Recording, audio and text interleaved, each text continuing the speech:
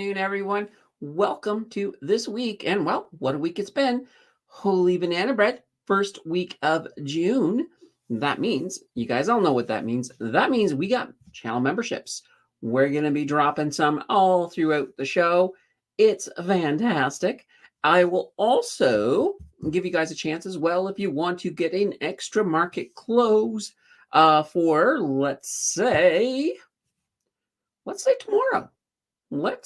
Let's say tomorrow. If you want a extra market close for Monday this week, let's see here. What can we do? Let's do supers. We'll do 4 supers, any value.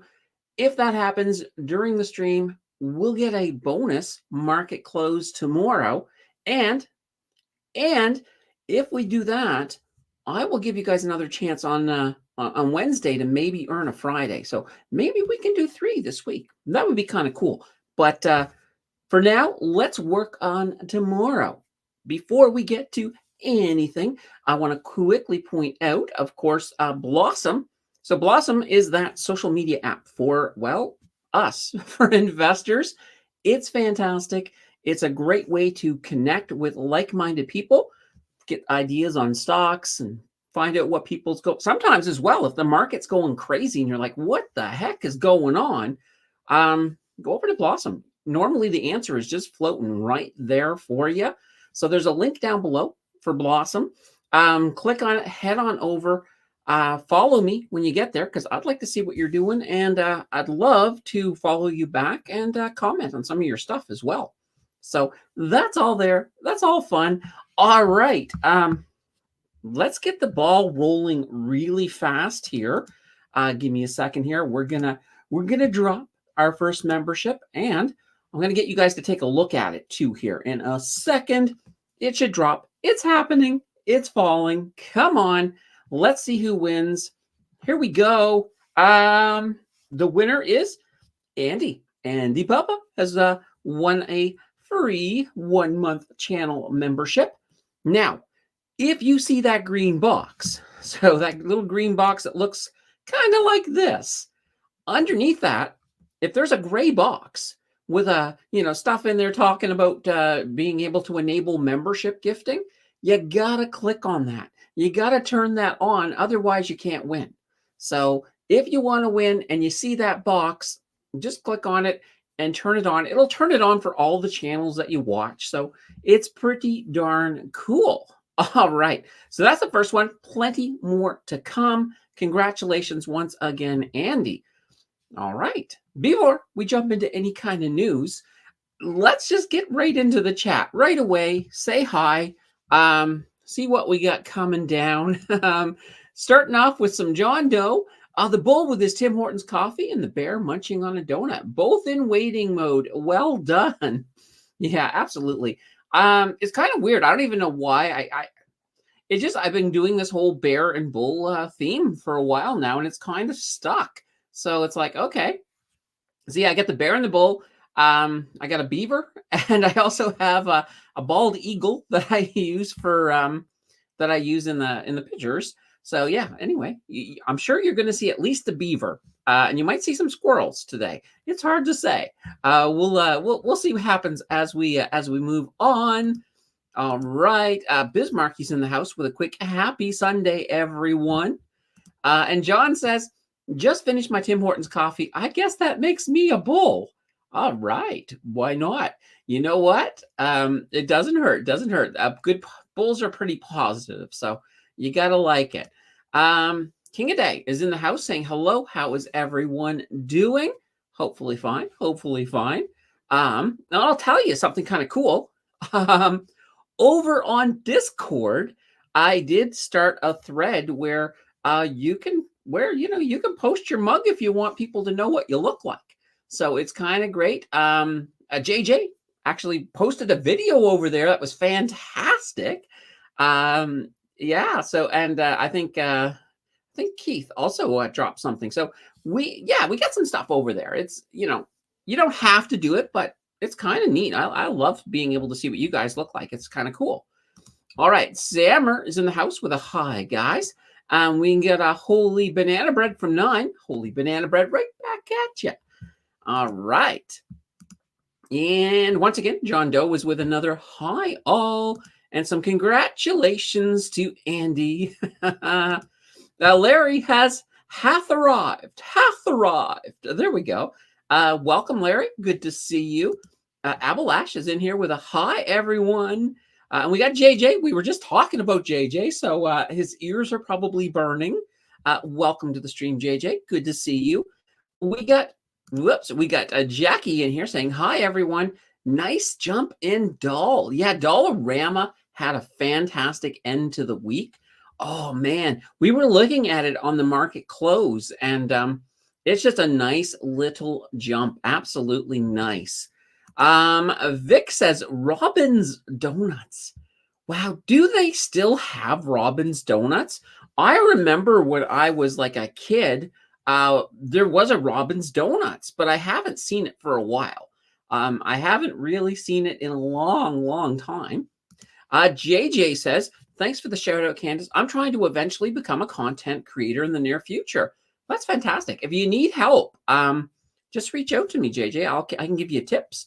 I can also point you in the right direction on a whole bunch of stuff. So that's kind of cool. And if you're in the finance, we could always get you on one of these weekends, just once you get your channel up and running to give you a bit of a boost. So nothing wrong with that. That's kind of cool. Amvas says, Amvas, with JJ as well, it could be a science-based channel. Which in that case, I love that just as much. I'll pump a science channel. I actually have a science channel. I don't, it's not really an active channel. It's up there. There's like, if you want to see what happens to the solar system when a black hole goes through it, head over there. I got a video on it. But it's just one of those things. I don't know. Oops. Back to Ambas. Sorry, I almost jumped over you. No, I can't overjump Ambas. Time for banana bread and Starbucks. That's a good idea. Here we go. Some Starbucks right here. Gotta love it. Okay. And Vic is like, where's Scott and where's Rye? Good questions for both of them. I have not heard even hide or hair of Scott at all recently. He's just disappeared. He's vanished. So I don't know where he is. Hey, Scott, if you're watching, answer Vic for me, or maybe even in the after show. So the after show, but in the replay, if you're watching, give us an update. We're all curious to know. We all miss Scott for sure. Rye, he's been, as far as I know, he's still in Ottawa. I was looking at, was it Instagram the other day, and I saw a picture. So apparently he has a girlfriend now, and he's very happy. But that's all I can tell you. I know nothing more outside of that. JJ says, that'd be dope. Yeah, absolutely. All right, we're ready for that first news story. But before we do, let's just drop another one. I like it. I like dropping these. All right, let's come in, bang. Let's see who wins. Nine's been talking about how they haven't won in a while, or they haven't won at all. So maybe it'll be 9. Let's see. Here it comes. Amfas. Amfas has won the channel membership. Congratulations. All right. That's fantastic. All right, let me jump to our first news story. Boop-a-doo. I got to bring up the graphic. Here we go. Boom. Good old Tiff Macklem. He's happy. He's happy because I'll tell you, we had our GDP, our Q1 GDP report. It dropped for us on Friday. So it's kind of an interesting thing. So for the Q1, the economy expanded. It's still expanding. So it did go up by 1.7%. So for those of you who are thinking, it's time for a recession, it's not yet. We're still at least 2 quarters away from a recession, if we were to get one. And I'm not on board with that. So what's interesting about this is 1.7% is that estimates were 2.2%. That was the average estimate. And the Bank of Canada was actually thinking we were going to see about 2.8%. So our economy is it's sputtering along slower than everybody was thinking, and that's great. I mean, it's not great, but it's great when you're thinking in terms of rate cuts. Now, also, just to sort of throw this into context as well, they did revise the 2023 Q4, so the previous quarter. They actually revised it down to 0.1%.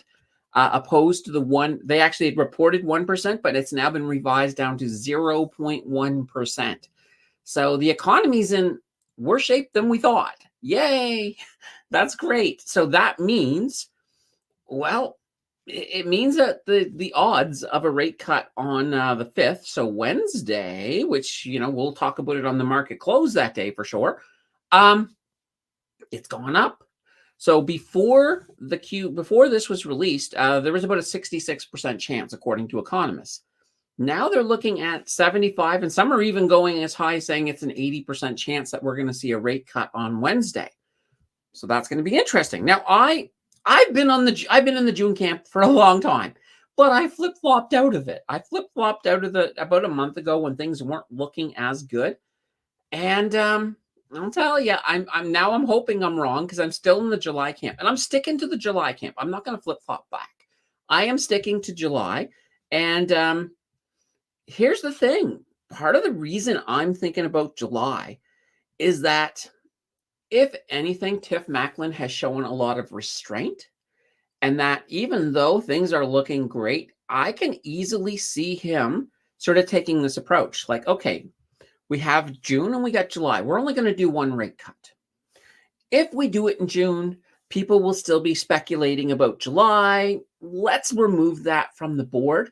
And by moving it to July, that will give us that little bit of extra reassurance as we get more data in that we're doing the right thing. And plus, where there is no rate cuts or where there's no meeting in August, that's perfect. We'll get that done. People can enjoy their summer. So that's what I'm thinking. I am still holding on to July. I hope I'm wrong though, but I'm holding on to it. So we'll have to see how that's going to turn out. Whew. So it is interesting. It's really, really, really, really interesting. And it's one of those things I really think they're going to hold out. Now, my question is for you guys. What do you guys, how many of you, who's in the July camp with me, and how many of you are in the June camp? Let me know. I have a feeling that most of you are probably going to be in that June camp, and I'll tell you, if I hadn't flip-flopped, I probably would have stayed in. Well, of course I would have stayed in if I hadn't flip-flopped, but I'm still going to hold on to the July. I'm going to hold on, and if it is in July, then I'll look like a genius.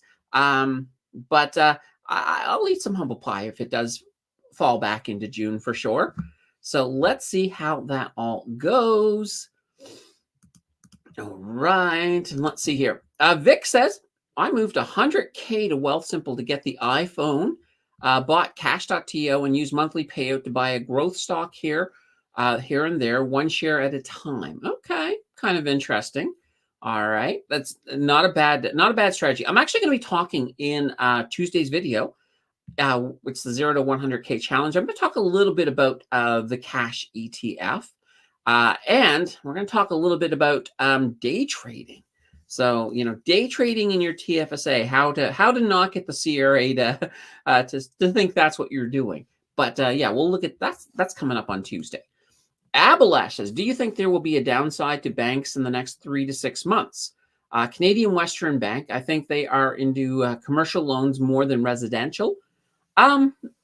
It's kind of an interesting thing. I think the lower rates as we move along are going to be good for the entire sector. Canadian Western Bank, they're a smaller bank. I do like them. I definitely like them. If I had to choose between them and Laurentian, because Laurentian's another smaller bank, I would definitely choose Canadian Western over them. So yeah, I would say, yeah, let's just say that I think the banks are going to look a lot better. You might see a little slip still with TD as some of the American fines start rolling in for all of that money laundering. But yeah, I'll leave it at that. Amvass says, wow, thank you. I was going to start my membership to start June. Excited to go over your videos. Your Patreon community has been extremely helpful. Thanks again. Well, yeah, the Discord. I think Discord, not so much. When I first initially started the channel, I had a Patreon very, very shortly, but once I gained access to the channel memberships, I was just like, let's just keep it all in one place. And I like them. I think they work really, really well. So, definitely cool. All right, gonna jump ahead here for a moment. We got ourselves a super sticker. It's a mic drop from JJ. So that's a $5 super sticker. Thank you so much, JJ. We're one closer to that market close tomorrow. So that's fantastic. All right, where we are. Okay. A Vicvin says, with immigration increasing population 3%, the 1.7% GDP means we're contracting. We've been per capita contracting for 7 quarters. Our government is immune to telling Canadians about reality. Yes. So when you start looking at GDP per capita, it's bad. So here's the thing, because a recession is measured by GDP and not GDP per capita, there's a lot of people who think that we should change that we should be looking at GDP per capita when it comes to calculating a recession. And absolutely, if that were the case, yeah, I will absolutely concede and say, yeah, we're in a recession if that's the case. The problem is the government's never going to do that. And I think right now, we're in a situation, especially with the current government, they're not going to let it happen. They will not let us fall into a recession. You got the liberals who they've already shown in the past they will do whatever it takes, even no matter how futile it is, to try to gain some votes. So I don't think they'd let it. Even if they had to find a way to stimulate the economy, it's going to be interesting. Now, keep in mind too, there is a story coming up. There's actually one of our stories that involves it's immigration adjacent, and that's going to be really, really, really interesting. But we'll talk about that. We'll talk about that when we get to that story, because I think it ties in really well with that. All right. Same for America. All right. Vanessa says, what's the thoughts on AIDX stocks? Looks interesting. Sending support from Toronto. AIDX. I haven't really looked at them, but once we're finished the news, I'll bring up the big thing. We can look at it all together a little bit later this afternoon. So I'm going to write it down right now. If I don't write it down, I'll forget. Or I'll just get distracted. AIDX. All right. I got it on actually put it on this is kind of neat. This here is it's a Post-it that's transparent. So, it's different. It's definitely different, but I got it on here. We will look at AIDX. We'll look at that a little bit later. All right. Vic is saying July. Marky saying July. Larry's expecting the end of the world. So there's no rate cuts, folks. Sorry. Holy banana bread. That's not good. Dono says John. King of Day saying June. There we go. Ian says, hello, everybody. The real question about the rate cuts for me is not when they do it, but what will happen when it does happen. Stock market jumps, dollar falls. I think the initial one is going to be like, we're going to look at probably a 1/4 of a basis point. I don't think that's enough to really push us into a point where we're going to run into the dollar going crazy. There might be a little tiny movement, but it won't be anything I think worth happening. Now, when it comes to the stock market, yeah, you're going to see some movement. You're going to see some movement on the Canadian side for sure. Yeah, where will we see it the heaviest, though? It's hard to say. It's going to be really interesting. That's why I can't wait till Wednesday. If it does happen, it'll be fun to sort of watch. Now, I see things like banks, REITs. I see them as being companies that will absolutely, they'll absolutely love it. I think they will definitely love it. So we'll have to see. We'll have to see. JJ says, my contributions to the 0 to 100K TFSA challenge. Yeah, exactly, JJ. Of course, with that super sticker, awesome again. Yeah, that does go into the challenge as well. So that's fantastic. So last month, actually, let me take a look. I think it was, I'll give you guys a number here. It is going to come out, of course, in tomorrow's video. But yeah, last month we got about $85 that came in just through donations that all went into the challenge. So that's absolutely crazy. Crazy good though. Sammer says September 4th. Okay, is that, yeah, and that's, I mean, that's close to August, but early September. I think that is the meeting in September. So we'll have to sort of see. We'll have to see how this is all going to look. King of Day, NVIDIA, NVIDIA, a 1 to 10 split on June 10th. Are you participating? It's an interesting thing. Not probably in the way that you think. I do have in one account, I do have some CDRs with NVIDIA. So we'll have to see how that goes. And I also want to see how this starts to filter down into some of the other things. Now, just because they're splitting, all of their fundamentals stay exactly the same. So, you know, you don't actually gain anything from it. However, traditionally, a company like this, when they split, they will see more buying power after, so more buying pressure. So I'm still expecting them to do really well after this. So yeah, it'll be fun. It will absolutely be fun.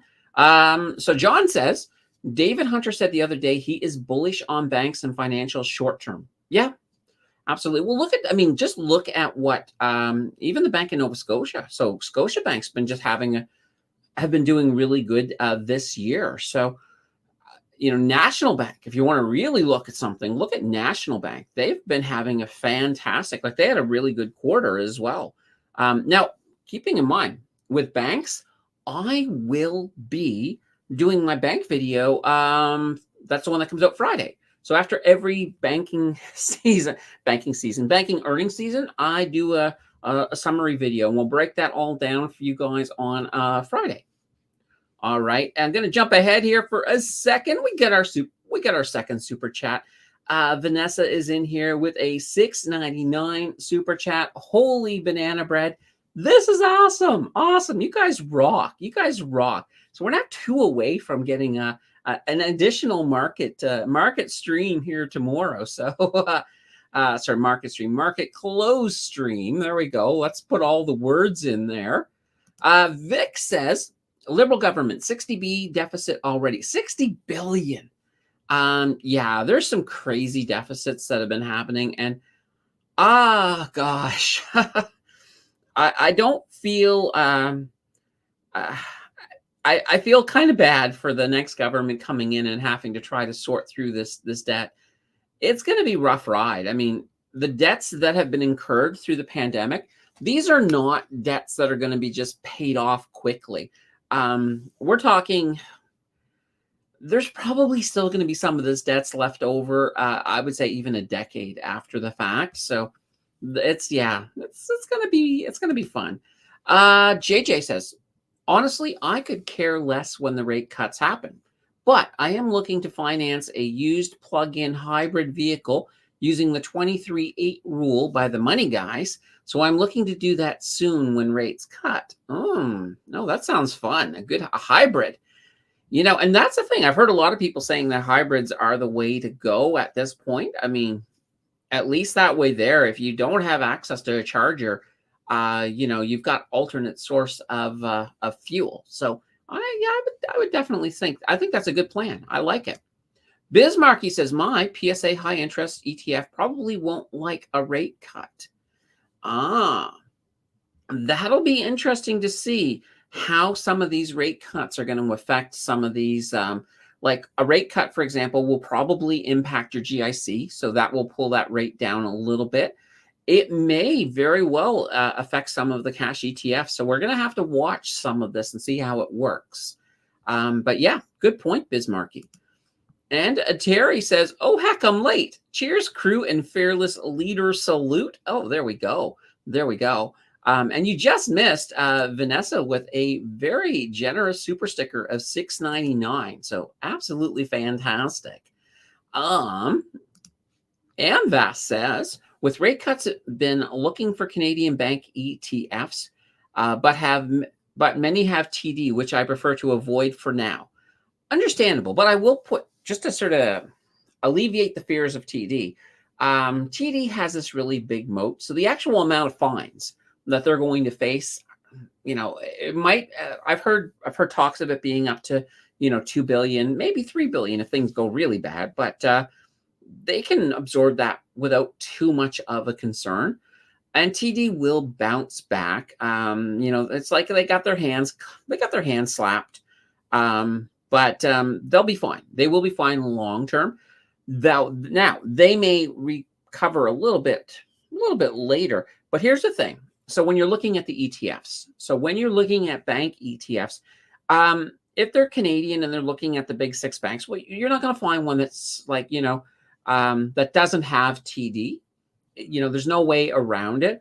But here's the thing. That's what's great about an ETF, right? If one bank is sort of being a bit sluggish because of, well, in this case, that money laundering scandal, the others will pick up the weight. The others will pick up the slack. That's why some of these ETFs are really, really good. All right. Larry says Toyota sold 11 million vehicles last year. 3.8 million were hybrids. Nice. That's a good number. Oh, you gotta love the coffee. Yeah, and JJ is right. So TD is always a good buy, and I look at it this way. So and I was thinking about this as I was doing the scripting for the 0 to 100K challenge. So I've got a few stocks in there that have been red for a while, and my funny thought is, I'm like, please stay red. Because I'm like, I know you're going to do well in the long term, but please stay red so I can keep getting you at good prices. So, sometimes you have to look at it that way as well. Bismarck, he says, I bought 95 BMO shares last week. Hope there is a quick turnaround. Okay, well, yeah. Well, BMO had that pretty big drop. So I think you've got a good chance there. I actually do think you have a good chance there, especially if we get a rate cut. You'll be in the green on those pretty fast.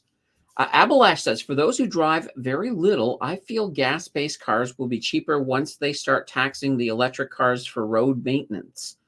Yeah, that's kind of true.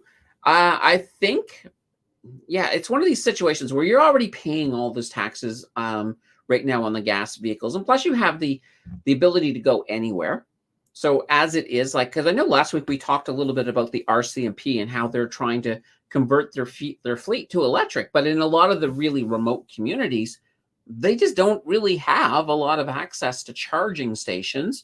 So there's a lot of issues, I think, still with electric cars.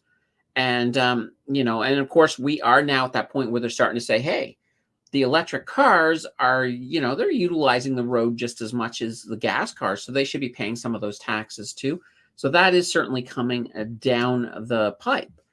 JJ says, drinking my matcha latte from a Starbucks, always a good purchase, can never make it with the same taste at home. Yeah, I know. It's funny. There used to be, actually, I got addicted once to matcha. When I used to work at an internet company called Uniserve in Vancouver, and we had this little coffee place at the bottom. It wasn't a Starbucks. I can't remember what they were called. I don't think it was a second cup, but they had this matcha thing, and I'd never had matcha before. So I was like, okay, I'll try it. So I tried this matcha latte, and my first impression was, oh, this tastes like I'm drinking lawn clippings. But the next time I came in, I'm like, I want another one of them matchas. And before long, the taste just grew right on me. And I think I had like a matcha latte pretty much every day. So that's going to be interesting. Vic wants to know, okay, Oilers or Stars tonight? You know what? Let's go with the Oilers. Let's stick with Canada. I think the Stars will be hungry.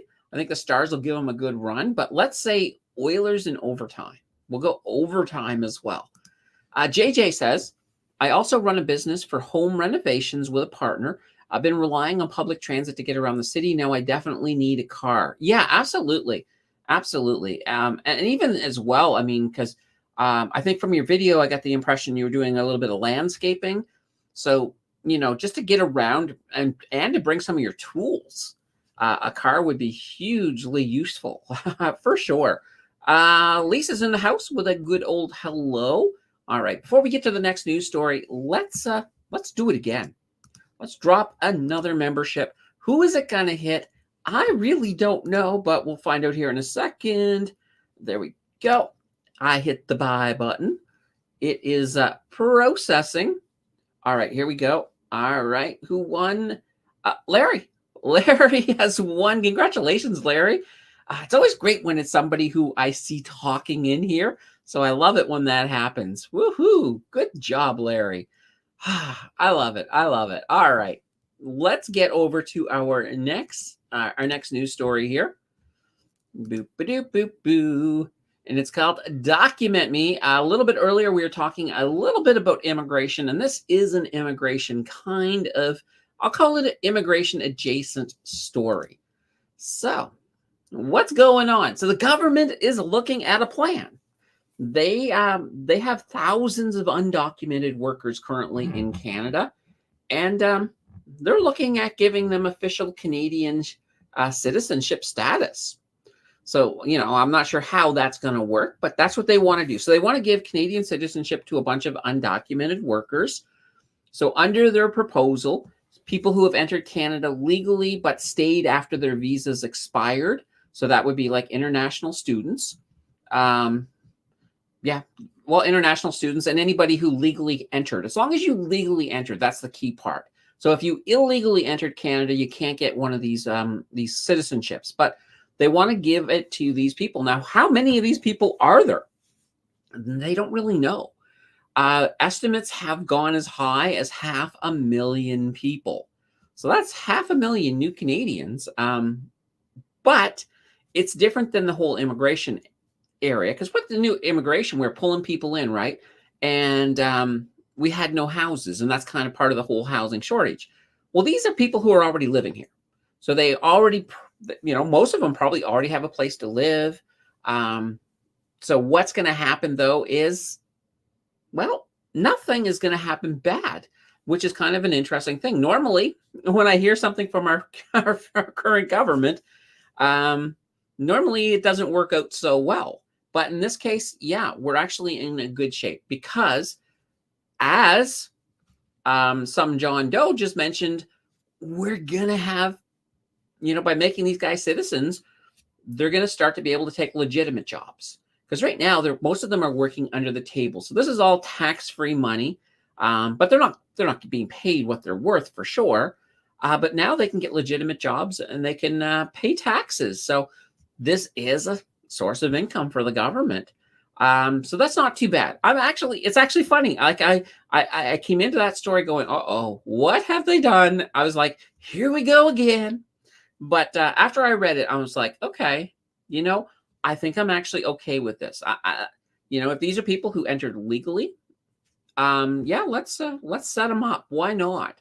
I'd rather have them legally here paying taxes than working under the table.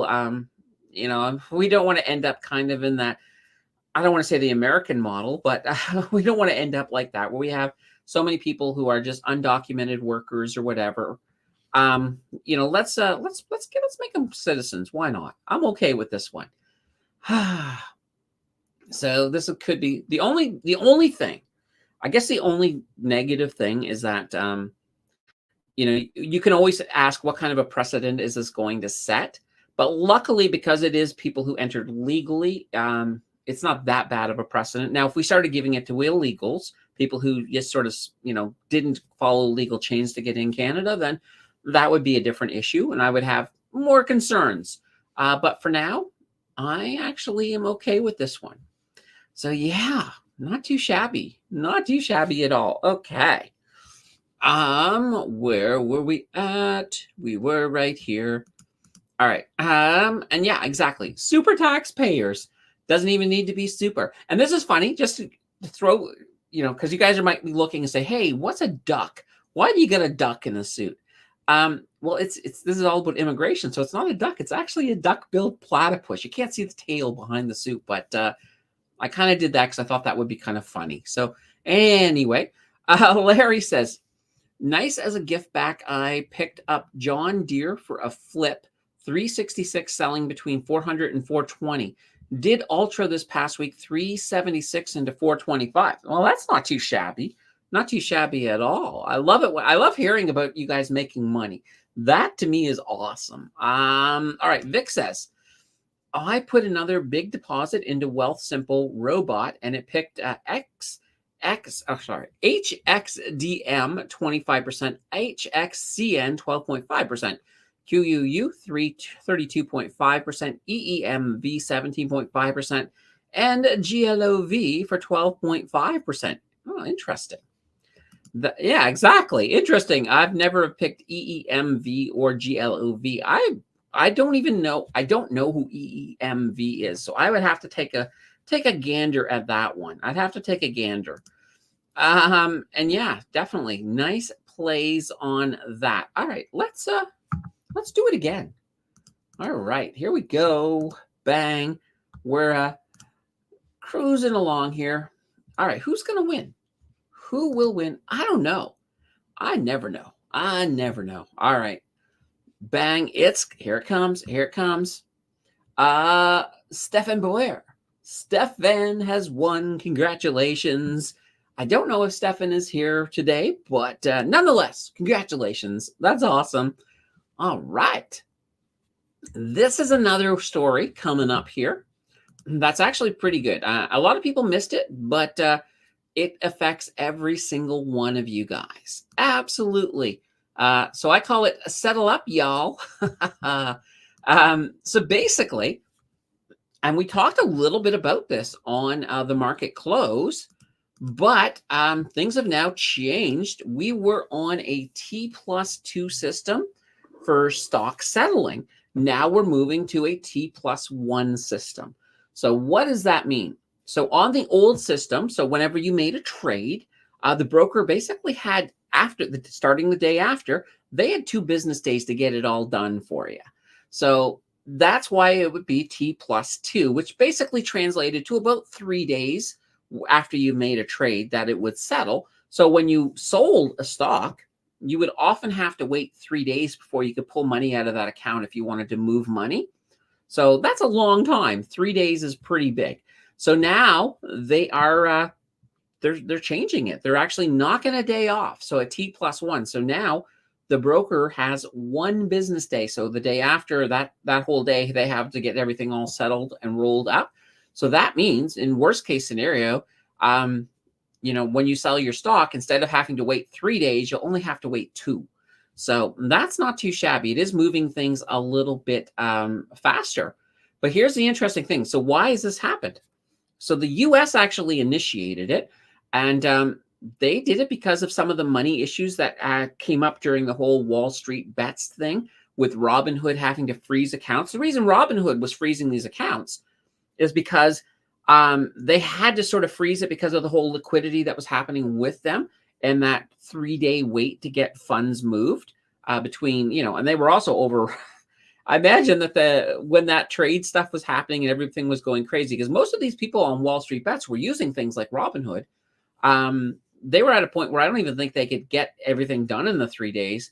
But it created a whole bunch of hassle. And so the U.S. basically said, yeah, we want to have a much more limber financial system. We want to have, we want to shorten that down.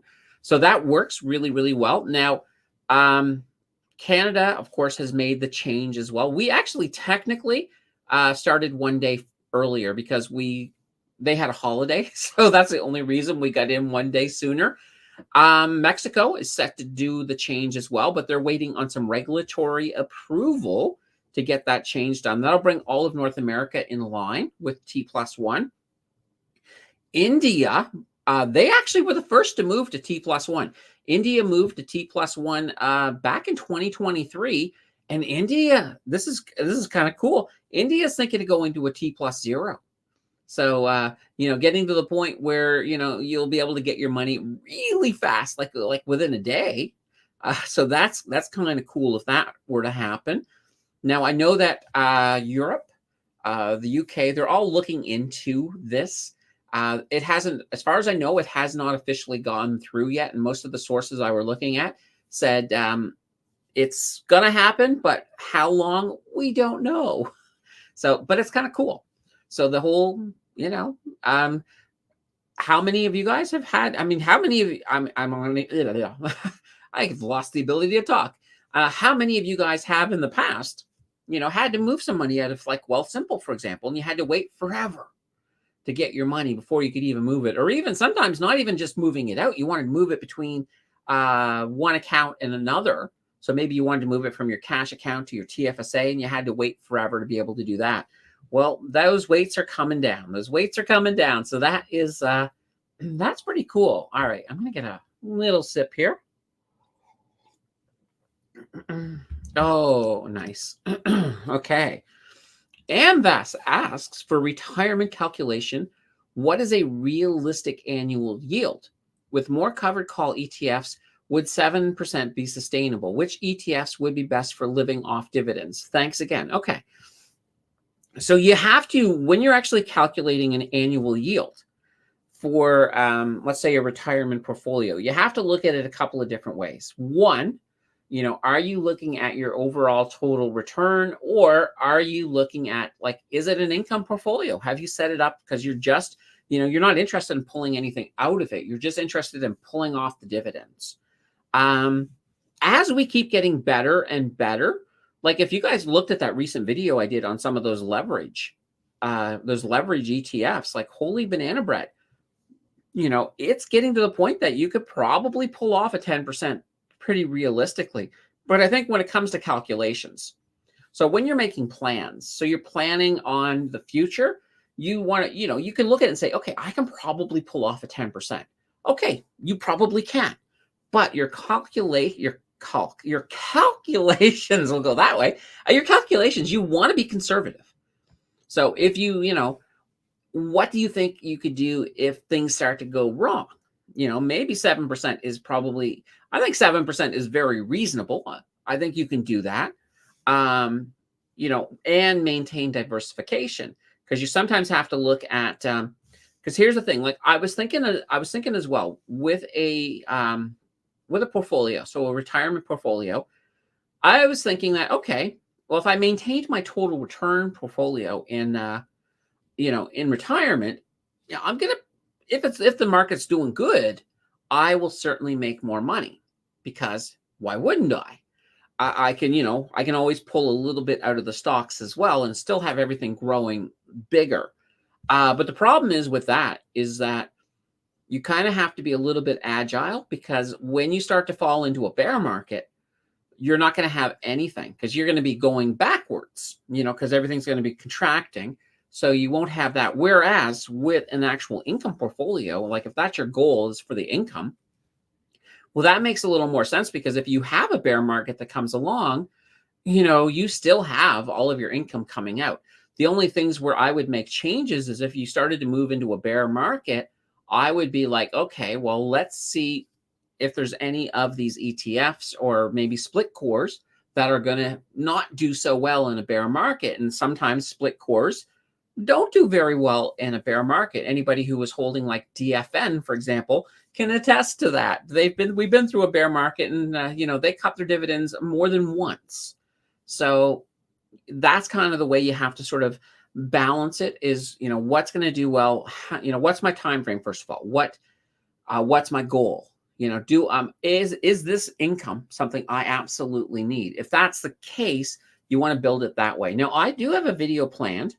I don't know when. It's probably going to be, it's either going to be later in June or early July.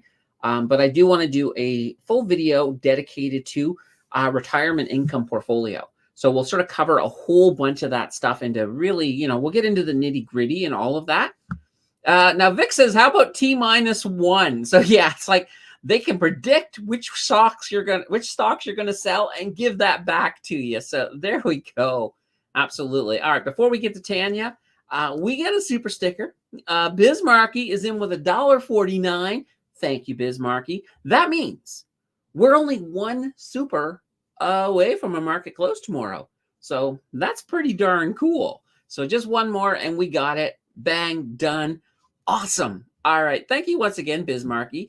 Back to Tanya. Um, if we're not going to have more kids, immigration is needed. Yes, absolutely 100%. Right now, we're in a situation where the fertility rate is, oh God, what are we? We're like 1.8 or 1.7, somewhere's in that vicinity. We need that rate to be at 2.1 just to maintain our population. So what that means is basically a fertility rate of 2.1 means that all women who are able to have children should have 2.1 children on average to maintain the population. And why is it above 2? Because you're thinking, okay, well, it takes 2 people, right? Don't we just need 2 to maintain the population?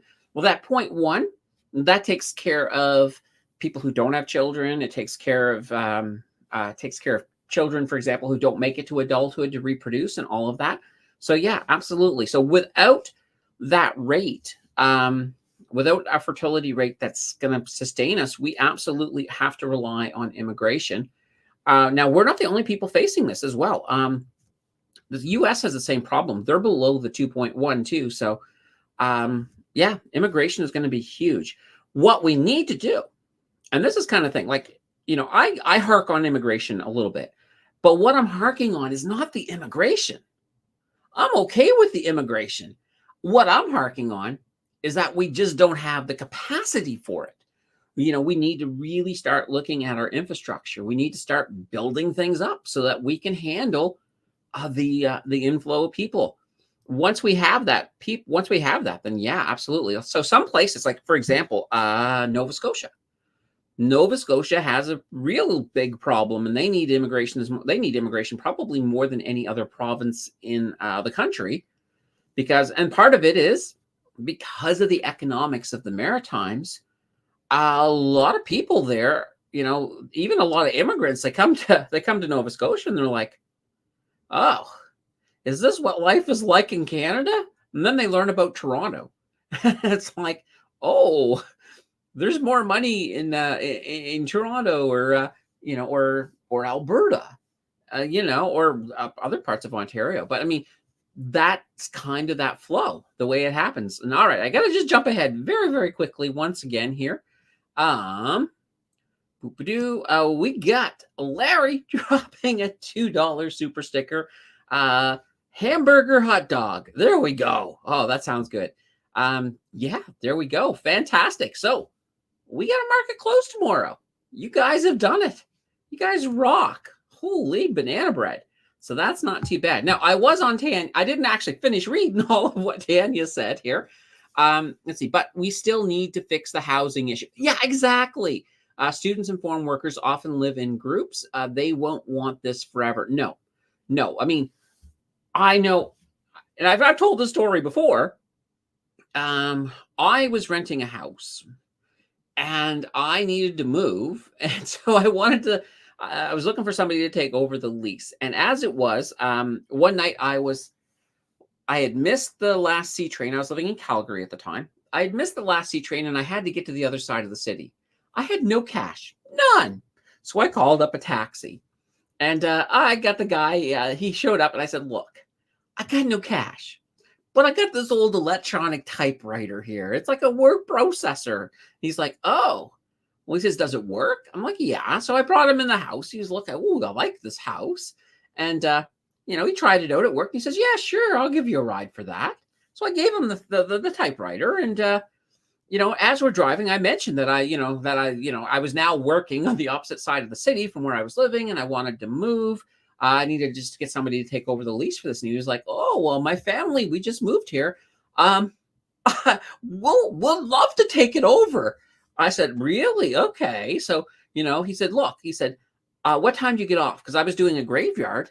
I said, I told him in the morning. He said, "Okay, I'll pick you up. We'll drive you home and we'll talk business on the way." And quite literally, by the time I got home the next morning, I had a big wad of cash. He gave me tons of cash. And then he was just like, "Look," he says, "when are you going to move out?" And I told him, I said, "I can move at the end of the month." He said, "Okay." He said, "Do you mind if I bring my family in ahead of time? We're great people." I'm like, "Nah, of course, bring it in, bring your family." I don't think I ever lived in a place with that many people. His family was huge. He's bringing his brothers and sisters, and there was a lot of folks. And I got exposed to Middle Eastern coffee. I'd never tried that before, and it was like I tried that, and I was like, yeah, my stomach can't handle that. I need tame coffee. But yeah, anyway, that's kind of just made me think of that. So just something to sort of think about. I Yeah, people need space. Absolutely. Abalash says, how much do you think is an ideal total RRSP fund value by retirement to live off these savings? Um, my Here's my thing. Number one priority for retirement is if you can max out your TFSA, get that maxed out. Because with the RRSP, here's the thing: if you max out your RRSP and you don't have anything in your TFSA, that's not great because you're going to get taxed on everything coming out of that RRSP. And if it's really big and you've done well, the problem is when you pass that RRSP, the tax ramifications on it can be huge. And that's kind of the whole idea behind the RRSP meltdown. I did a video not that long ago about that. So you kind of want to be a little bit careful when it comes to that. So what I would say is right now, if your RRSP, let's say it's maxed and your TFSA is not, I would take a look each year and sort of say, okay, well, how much can I pull out of that and get taxed on it right now to move over there? Because, the more you can get into your TFSA, the better. Or if you're at a point right now where you're still contributing, shift your contributions to the TFSA, get that filled up first. Then perhaps at that point, yeah, if you need to, what's the word for it? If you need to defer some taxes, that's when you're going to be using the RRSP. Or if you're, invested in some really high dividend American stocks, then you probably want to throw those into your RRSP as well, just for the simple fact that you're not going to have any 15% withholding tax on those dividends. Whew. Larry says, I'm having a hard time dropping names. I have 19, but I want to drop it to 10, but I like everything I have. Okay. Well, here's the thing. I mean, there's nothing wrong with having 19 as long as, if you have high conviction in the 19 and you've got a good diversification, there's nothing that wrong about it. Like right now in the 0 to 100K, I don't know how many stocks I have, but probably in that area. All right. Now, Vic Vin says, could you have a portfolio of monthly dividends with YTSL, BKCL, UMAX, and CNCL? You could. You certainly could. And this is one of the things I do like.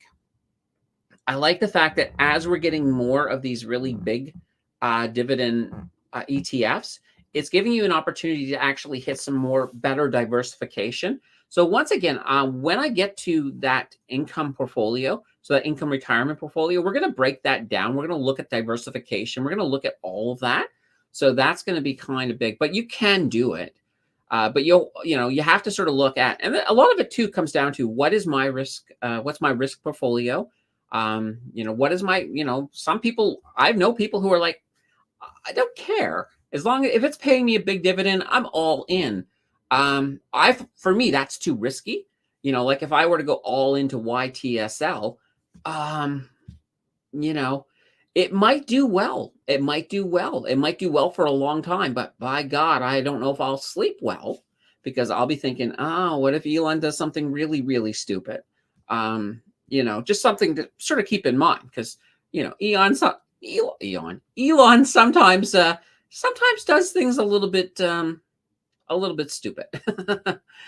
Vic Venn says 500K equals 75K per year. If TFSA, forget about it. Yeah.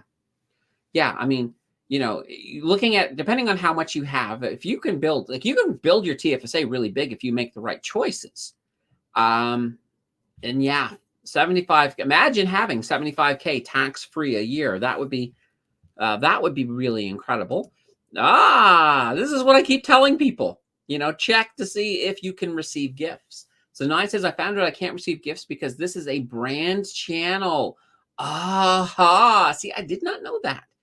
and you can't find a way to reverse it through the settings. My main Google account has the allow gifts option. Yeah. It's kind of weird. Brand channels sometimes get the short end of the straw on YouTube.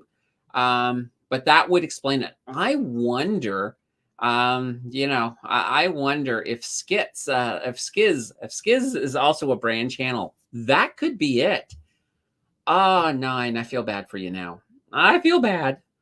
But yeah, I can understand that. Yeah, I don't know if there is a way to actually switch it off from brand channel to non. Because I think once you go brand, it's like I don't think you can go back. I don't think you can. But if you do find it a way, let me know, because I would, love to park that up here in case somebody else ever asks. Amvas says, let's see, in your future retirement video, would you cover optimizing taxes as well? Plus another for those who wants to live outside of Canada. Looking forward to it. Extremely grateful. Well, I do have a video already on, living outside of Canada. So that's already there. But I'll try to cover. It's hard to say if I can fit that all into one video. So it might have to break it up. I might have to break it up. But I think we'll be fine. We'll be fine. We'll get it all done. Don't worry. Bismarcky says, whoops. Here we go. We don't need more people in Toronto. Yeah, I hear you. It's just that thing. It's like a lot of people, like, it's actually funny. I think when I left the Maritimes, a lot of people were leaving the Maritimes and going to Alberta at that point. So believe it or not, we actually have a story about that later too. So we'll leave it here. Our PP friend says thumbs up. JJ says, yes, optimizing taxes for future expats would be great. There's no way to retire in Canada. I'm thinking of expanding new business ventures overseas. Yeah, I know. It's kind of, hopefully things get a little bit better. But the last little while, I know a lot of people have been sort of talking about, is it time to leave Canada? Is it time to set up shop in Costa Rica, or overseas? Yeah, it's pretty bad. It can be pretty bad. Absolutely. Mohammed says, hi, everyone. Sorry I'm late and will start driving, so I can't write. What do you think about SPY, Microsoft and Amazon to buy, and forget about them for 10 years? Thank you. I think there's 3 there. Yeah, I mean, I think Microsoft is always a good company. It's one of these ones you can absolutely buy, leave, and forget. Same idea with Amazon. They're kind of in that the same thing. Although Amazon will have certainly a lot more volatility. But yeah, I would say the same thing. SPY is not a bad company either. So, yeah, buy and forget them for 10 years. Yeah, you could. They'll definitely be good. I think you'll make money out of all of them. Are they the absolute best? Well, Microsoft, I would put Microsoft at the top of the 3. Because, yeah, Microsoft would be up there. I would also throw Apple in the same category. All right. What is a brand channel? Okay, so, when you start a YouTube, not even start a YouTube channel, but when you have a YouTube channel, you just sign up, normally as an individual. So, let's say your name is Harvey Hump Scruncher. You'll open up a channel called Harvey Hump Scruncher. And that'll just be a regular channel. So that's a normal channel, which most people have. Most people have it. So when all of a sudden, let's say Harvey decides, I'm going to start a business, and let's say it's called Hump Scruncher Inc. And he's like, well, I want my channel to reflect that because I'm a brand. I'm not really a person. So they become a brand channel, and that basically changes the rules a tiny bit. So for example, as a brand channel, as Nine was mentioning, you can't accept free gifts. So you can't be gifted a membership. Also, as a brand channel, you can't, there's a few other things you can't do. So for example, non-brand channels can give away a certain number of memberships every month, absolutely free. A brand channel cannot. It's a simple little thing like that. Now, just give you guys some clarity here. I am a brand channel. So, when I give away, free memberships, I'm not getting it all free. So just something to sort of put in mind. And yeah, Skiz still hasn't won. So Skiz could be a brand channel. That would explain it. I mean, all of the memberships we threw trying to get him to win. Holy banana bread. Not too good. Ian says, bought CPX about 6 months ago in my non-registered. I'm up 6% plus dividends. Might sell tomorrow and buy more BNS. If we get a rate cut, how will that affect CPX? It's a power company. Yes, Capital Power, actually. They're a utility company. They're one of the other companies that will respond well to rate cuts. So I think utility companies will do well.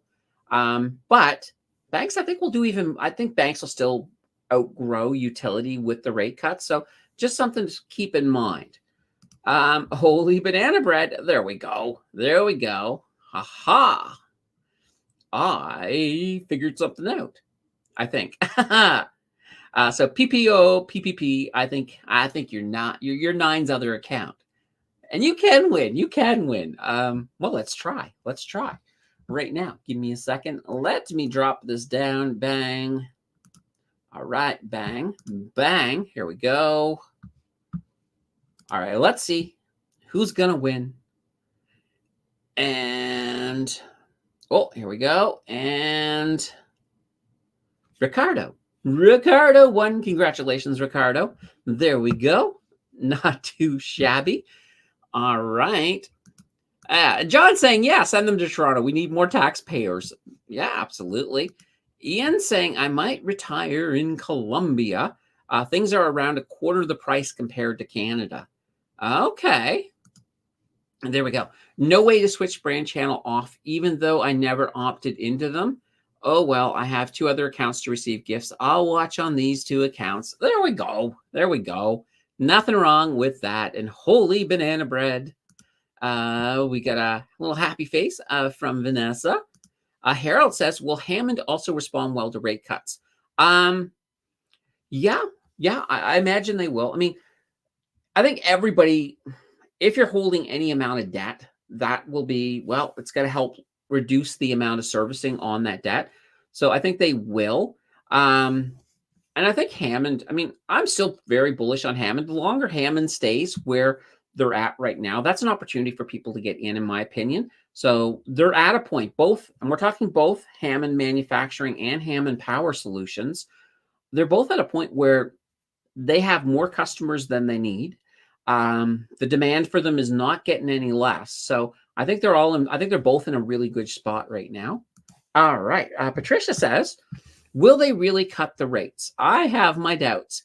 I'm in the July camp. Now, I was in the June camp for the longest time. I flip-flopped to July, even though everybody right now is saying 80% chance that it's going to happen on Wednesday. I hope they're right.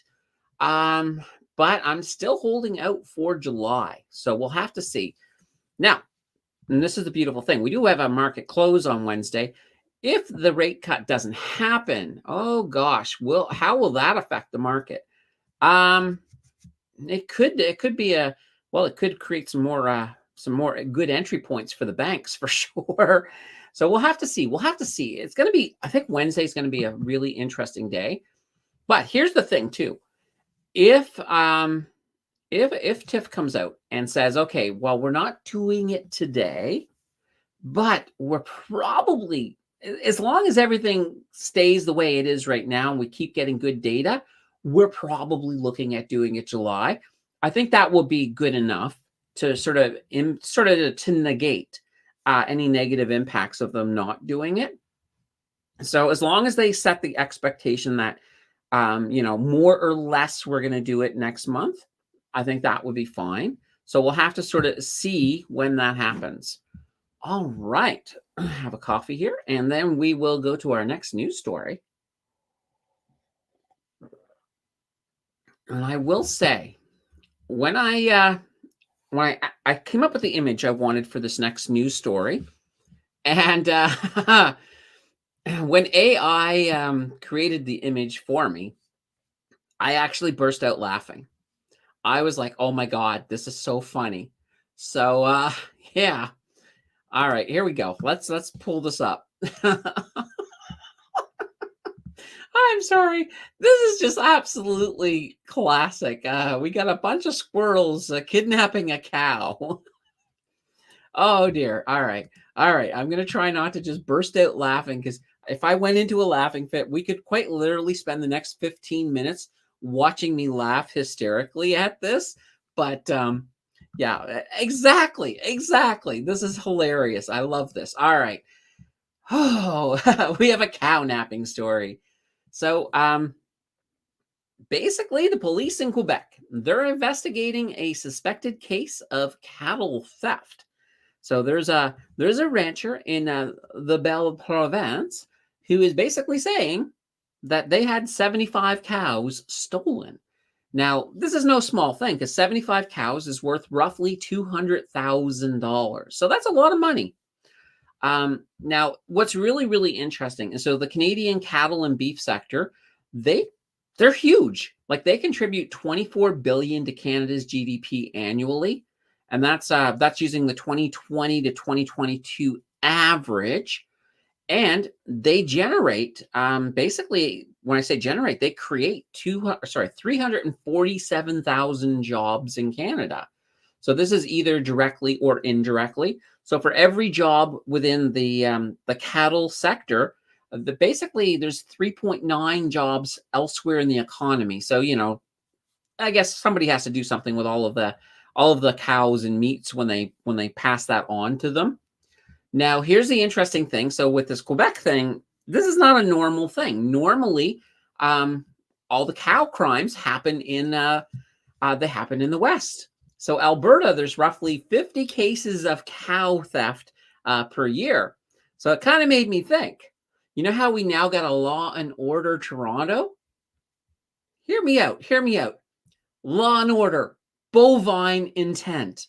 Just my thoughts. Anyway, if only I had the music, I probably would have get a copyright strike if we use the dun dun dun dun or whatever it is. So, but yeah, anyway, it was funny in my head, so I had to come out. We'll leave it at that. Um, so why are people stealing cows? Well, basically, these things they're like walking gold. I mean, they're worth a lot of money. So as of March, cattle prices have been near all-time highs. So that's kind of big. So the average price of Albertan cattle coming in at basically $223.54 per 100 pounds. And a cow they're pretty heavy.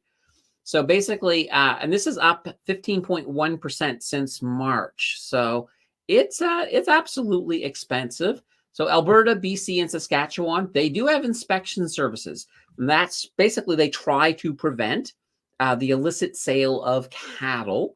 But apparently there are other provinces that you just take it to a province that's not Alberta, BC, and Saskatchewan, and you don't have as much trouble moving or fencing cows. That's a different type of fencing cows, right? It's like, oh my God, there are so many puns that can come out of this story. It's absolutely hilarious. Holy banana bread. All right. And Bismarcky is saying, yeah, beef is delicious and expensive. It sure is. It really, really is. Yeah, and he says, I think it's called cattle rustling. Yes, it is. I just I don't know. I was just going with the cattle crime thing. I thought that was kind of funnier, but yeah, I mean, technically cattle rustling. So, and it's probably real criminals and not actually squirrels, just in case anybody had any doubts. Um, After that, let's drop a membership. There's just no way around it. All right, bang. Whoops, bang. Whoop, here we go. Bang, there we go. Holy cow. Well, let's see who wins. And the winner is Christy Buffalo Rowan. I don't recognize Christy, but it's funny. Every so often, I have like a lurker wins, and I'm like, I've never seen their name before, but the algorithm picks people who are pretty much interacting with the channel. So by watching and things like that. So, Christy might be here. Christy, if you're here and you're lurking, just say hi. Just a wave. Simple wave. But if not, if you're watching it on the replay, congratulations anyway. It's fantastic. I love it. All right. And we got so PPP. I'm trying to figure out how to pronounce this um, without it sounding like something else. I think when you made a secondary YouTube channel on a Google account, it automatically makes it a brand channel. That is what happened to me, and that might be, and I think that's why this one became a brand instantly, because I have a regular Candace Mountain account that just sits there, doesn't really do anything. But I wanted to have this separate, its own little entity, because I look at Mountain Finance as being, and I actually look at it as being a brand. So, so I'm okay with that. I'm pretty much okay with that. All right. Whew. Our next story. That's I almost don't want to leave the cows, the thingies, but that's fine. There we go. The beavers have finally shown up. We got beavers. We got beavers. All right. Let's. So Ontario has secured a $357 million of federal funding for affordable housing. So this is part of all that money that the government says we have, but nobody's been applying for it correctly or whatever like that. But they have it. So as part of the deal, Ontario had to submit a revised plan. And part of the whole plan is that to get the money, you had to basically hit some numbers. And what we're talking about is, so the feds actually mandated a target of 19,660 affordable homes that you had to have built by March 31st of 2025. So that's kind of interesting. But Ontario says that they are on a track. They're on track to do it. And they think they can do it this time around. The first couple of what's the word submissions. So initially, their first plan, they were only able to come up with 1,184 new units, and the government just said, "Nope, that is not acceptable. Go back to the drawing table." And then this year, as Ontario has been trying to get their numbers, this year they said that the feds are threatening to withhold cash. So they're basically saying, nope, no money for you at all. And we'll send it directly to municipalities if you guys can't get your, crap in order. So the feds claimed that we're falling behind. So when I say we, Ontario, I'm in Ontario. We're falling behind other provinces on targets set in 2018. And the province said, look, it's rising interest rates and building costs. They're just too high. That's why we're not hitting the targets, but they've got it all worked out. We got the money coming in. This is fantastic. So at least we'll get some more houses built. That's what I want to see. I want to see these houses being built. Put the politics aside and build some friggin' homes. Give Trudeau a hammer and say, look, start hammering over there. We need somebody. Let's just get it done. All right. And 9 says, all right, here we go. There. All right. 9 says, I think when you make a secondary YouTube channel, we already talked that one. All right. No way for a brand channel to receive gifts that I can find. Yeah, I know. It's kind of sad. Like, let brand channels receive gifts. Ian says, what's an affordable house in Ontario nowadays? Really depends on where you live. It really depends on where you live. It depends on because you take it. If you're living in Toronto, normally, not always, but normally, you're making a little bit more money because it is so much more expensive. But, now if you were living up north, you can probably get a house a lot cheaper for sure. So it really depends on where you're living, I think. Abelash says, is there any grants that a mom and pop investor can use for building a 2 to 4 units rental home? That's a good question. I don't know. I don't know the answer, but it's not. I don't know if they would do it though for just a person though. That's the thing. I think they have a lot of grants out right now that I know of for like people who are building. Like for example, you can get GST exemptions if you're building it to rent. If you're building it to live in, though, I think they're probably not going to help you. But you know what? Always investigate because there could be some stuff out there that I'm unaware of. So it doesn't hurt to take a gander. Larry says, "Do you use multiple screens to trade?" The answer is yes. So let me show you here. All right, I'm going to turn this around. Phew.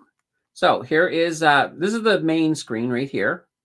All right, and then next to it, there's the laptop. I'm using that too. So this main screen actually is big. It's really wide, so you can put two. It's like two screens in one. Then I got another screen over here on this side as well. So yeah, there's I use a lot. But typically, the screen on the side. Let's try to get this readjusted again. So it happens when I do a little tour. So typically, the screen over there, it will have, for example, I'll have up my charts, and then usually in front of my charts, I'll also have my main national bank page, so I can have this sort of floating over top of it. Sometimes I drag it back over to this screen. Sometimes on this screen, I'm doing research like checking news, checking different channels to see what's going on. Or sometimes I'm also trading on one channel, working on the YouTube channel on here at the same time. But yeah, I got plenty of real estate, which is funny because we're watching a video I think yesterday, and I was like drooling over a 6 screen because technically here I have technically the really big one I count that as 2 screens because I've got it set up as 2 screens. So I got 2, 3, 4, and I was just like, ooh, if I could just add 2 more, that would be fantastic. So just something I was thinking of. Okay. I haven't seen Mary here yet, so it just reminded me, hit the like button, folks. Turn it blue. It gets it out to the algorithm so people know that we're live and they can come by. While you guys are hitting the like button, I'm going to have a sip of coffee. Thank you, Starbucks.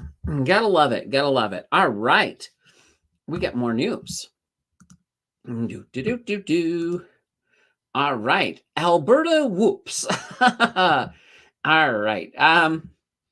Let me just a second here. I think you're hiding. I think this is hiding part of the picture. Sorry, Larry. There we go. So Alberta had this big strategy. They wanted to get a whole bunch of tradespeople and just workers in general to move to Alberta.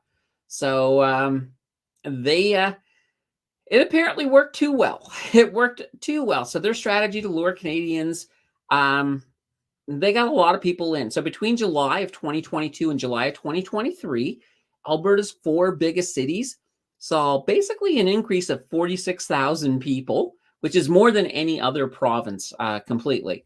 So here's the funny thing, though. We talked about Toronto.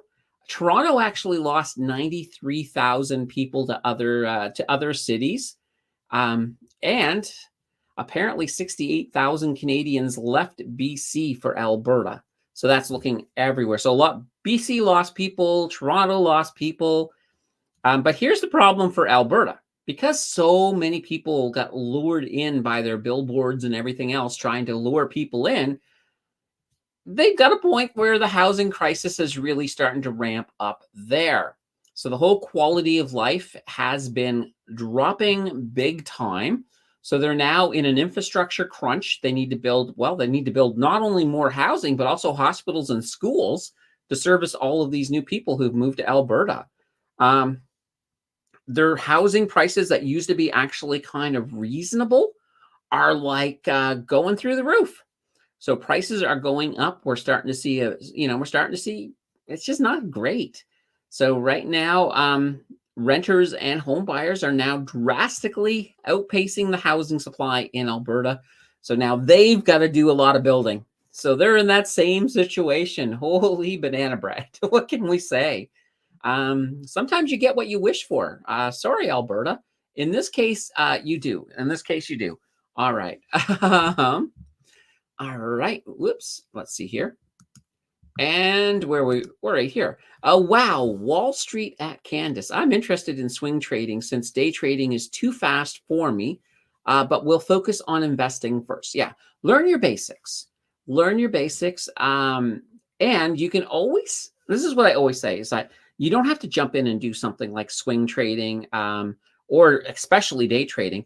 You can always do it on paper first. Like say, okay, well, I'm going to buy 100 shares of Banana Co.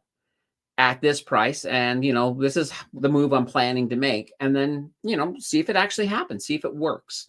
I think there are some brokers, and people have brought this up in here before. I don't remember exactly who it was, but there are brokers that will let you do like paper trading as well, that you can do, where by paper trading basically meaning you're doing fake trades, but just as ways to sort of learn and get used to it. Because if you jump in, you will lose money if you're not, well, you will lose money. Everybody loses money. I lose money. We all lose money. But the big thing is you want to be gaining money more than you're losing it. That's kind of that neat thing. Now, I will, of course, especially when we get to my full day live stream, which we'll be doing at 4,000 subs. When we get there, I'm probably going to show you guys all kinds of stuff like that. I'll show you everything. I'll show you all kinds of stuff. It'll be fun. It will definitely be fun. But yeah, so that's what I'm saying. And the other big thing too is you want to make sure you have control of your emotions, because there are times as a swing trader, for example, you may get in. Let's say you get in at Banana Co. at $20, and let's say you've got like 500 of them or 1,000 shares of it. Well, all of a sudden it drops down to, let's say, 1990 really fast. And you're like, oh my God, no, look at all the money I lost. So sometimes, especially if you have confidence that it's going to go back up, sometimes you have to just, with swing trading, you have to pretty much, not give in to the fear and go, okay, I'm just getting out. I got to get out. I can't take any more of a loss on this. So sometimes you do have to sort of take that and then park the emotions. Be careful with, they're very, very strong. So that's why it's always, to me, this is what I love to do, is create, use technical analysis. So if you, for example, find a stock that's moving in a channel, well, create a plan. Create a plan to say, okay, I'm going to buy it at this level and I'm going to sell it at this level. So you're buying at the bottom of the channel, you're selling at the top, and not the exact top. So especially if you're just using automatic sells. So for example, if you're using a limit order, for example, for selling it, you would set it to, I usually set it for, like if the top of the channel is, let's say it was at $25, I would probably set it at like $24 and maybe 80 cents or something. So that way there, I'll hit it if I get close to the top. Because a lot of times it won't go all the way to the top every time. And that way there, I get more sales that way, moving up and down. So, and there we go. Quest Trade. So Quest Trade, according to Kiev and Kaz, Quest Trade has paper trading, and you could probably find something on the internet as well. You can always just ask ChatGPT, where can I find some paper trading? You probably get a whole bunch of names of different things that you could use. All right. King of Day says traffic is getting heavier here in Calgary now. It's making sense. Yeah, absolutely. Now, I will say this about Calgary. The way the C train is set up in Calgary, I find it very efficient. So a lot of times in Calgary, to get from one side to the other, you're always almost better off just taking the C train. So the C train, for those who've never been to Calgary, it's like a subway, but it's mostly above ground for the most part. Sort of akin to the Sky Train in Vancouver. Not as akin to the subway like in Toronto and Montreal, though it's like it, but it's like a subway on the ground mostly. There's a couple little tunnels, but not a lot. Most of it you're above the ground, like more of a rail system. All right, and 9 is in with some more banana bread. All right, well let's drop one more. We'll see if we can hit 9. We'll try. I have no control. It's up to the algorithm. Does the algorithm like 9? Let's find out. It probably won't, because 9 normally communicates on the 9 account. So, this one wouldn't have the same level of interaction. But watch, after I say it, no, should be a J, I think. I'm trying. Shibaji. We'll go with Shibaji. Ooh, I like that. I hope it's pronounced that way, because I think that sounds really nice. Shibaji. Well, congratulations. All right. King of Day says, to my best of my knowledge, Moo and RBC allow it as well. There we go. There we go. Moo keeps on bugging me. They want me to start basically promoting them, and I keep saying no, I don't want to. But they keep bugging me. I quite literally get emails like constantly. I usually get at least 1 or 2 a week from Moo, which is funny. All right. Larry says, I forgot to use margin leverage often. Oh, no, I forget. Do you use margin leverage often? I'm not using leverage on my trades at this point, but I am actually, I do want to get into some options this year because I'd like to make a video on them. And so if I'm going to do that, I want to actually get in and play with them a bit. So it is something I'm thinking about. But right now, I'm not currently using any kind of margin. I'm just, I am playing with, I have like a small fund that is 100% just, it's a trading fund. That's all it's used for. And it's big enough that, I can make what I need to with it. But yeah, margin would be really interesting. I would not recommend going back to AMVAS. I would not recommend starting off using margin or leverage of any kind until you get the hang of it and you feel a lot more comfortable, because you can lose a lot of money going that way. And I definitely would not want to see that happen. All right. We got one last news story. And Nine is going to like this. Nine is going to like this picture. All right. Let's pull it up here. Here we go. It's a Mr. Math picture. We got a finance story. So an interesting story out of Ontario. So beginning in 2025, let's pull this back here. So beginning in 2025, Ontario students, they're going to need to pass a financial literacy test in order to get a high school diploma. So this is the thing that I've always been saying. We need more financial literacy. We need to be teaching people how to do their taxes, basic stuff. So according to the education minister, I think his name is Stephen Lisi, he says students will learn home economics, such as managing a household budget and how to protect themselves against financial fraud. So it's not quite to the level I wanted, but at least it's a start. He says that they will need to get at least a 70% on their literacy, so their financial literacy test, in order to graduate. And they're going to basically boil this into grade 10 math. So that's where it's going to start. Grade 10 math, they're going to start doing it. I'd like to see them go further than this. I think anybody graduating high school today, in my opinion, they should know how to do very basic things. Like they should know how to do their taxes. They should know how to do budgeting. They should have a basic idea about investing. Know what the TFSA is, know what the RRSP is, know what they, know how they can use them as well, as a person going into the workforce. Know what is out there so that they can start, early, working towards their future, working towards saving, working towards investing. So yeah, I think we need to go a lot further than this. So we need a finance 201. So maybe let that be grade 10. And then maybe in grade 11, they should have something, a higher, more advanced module. In grade 12, have an even more advanced. So they have to do 3 of them. Put it within math.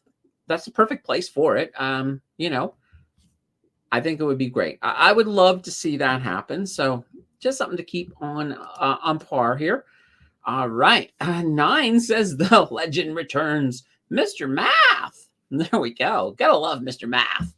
So, and yeah, exactly, Vanessa. This is a good start. All right. And King of Day says, amazing news with the Finance 101. Our public evolution. I was reading too far ahead. Our public education is evolving. I like it. Yeah, I mean, and it should be. It should be. And I do love the fact, though, that part of it is about financial scams, because holy cow, there are so many things out there that can scam you.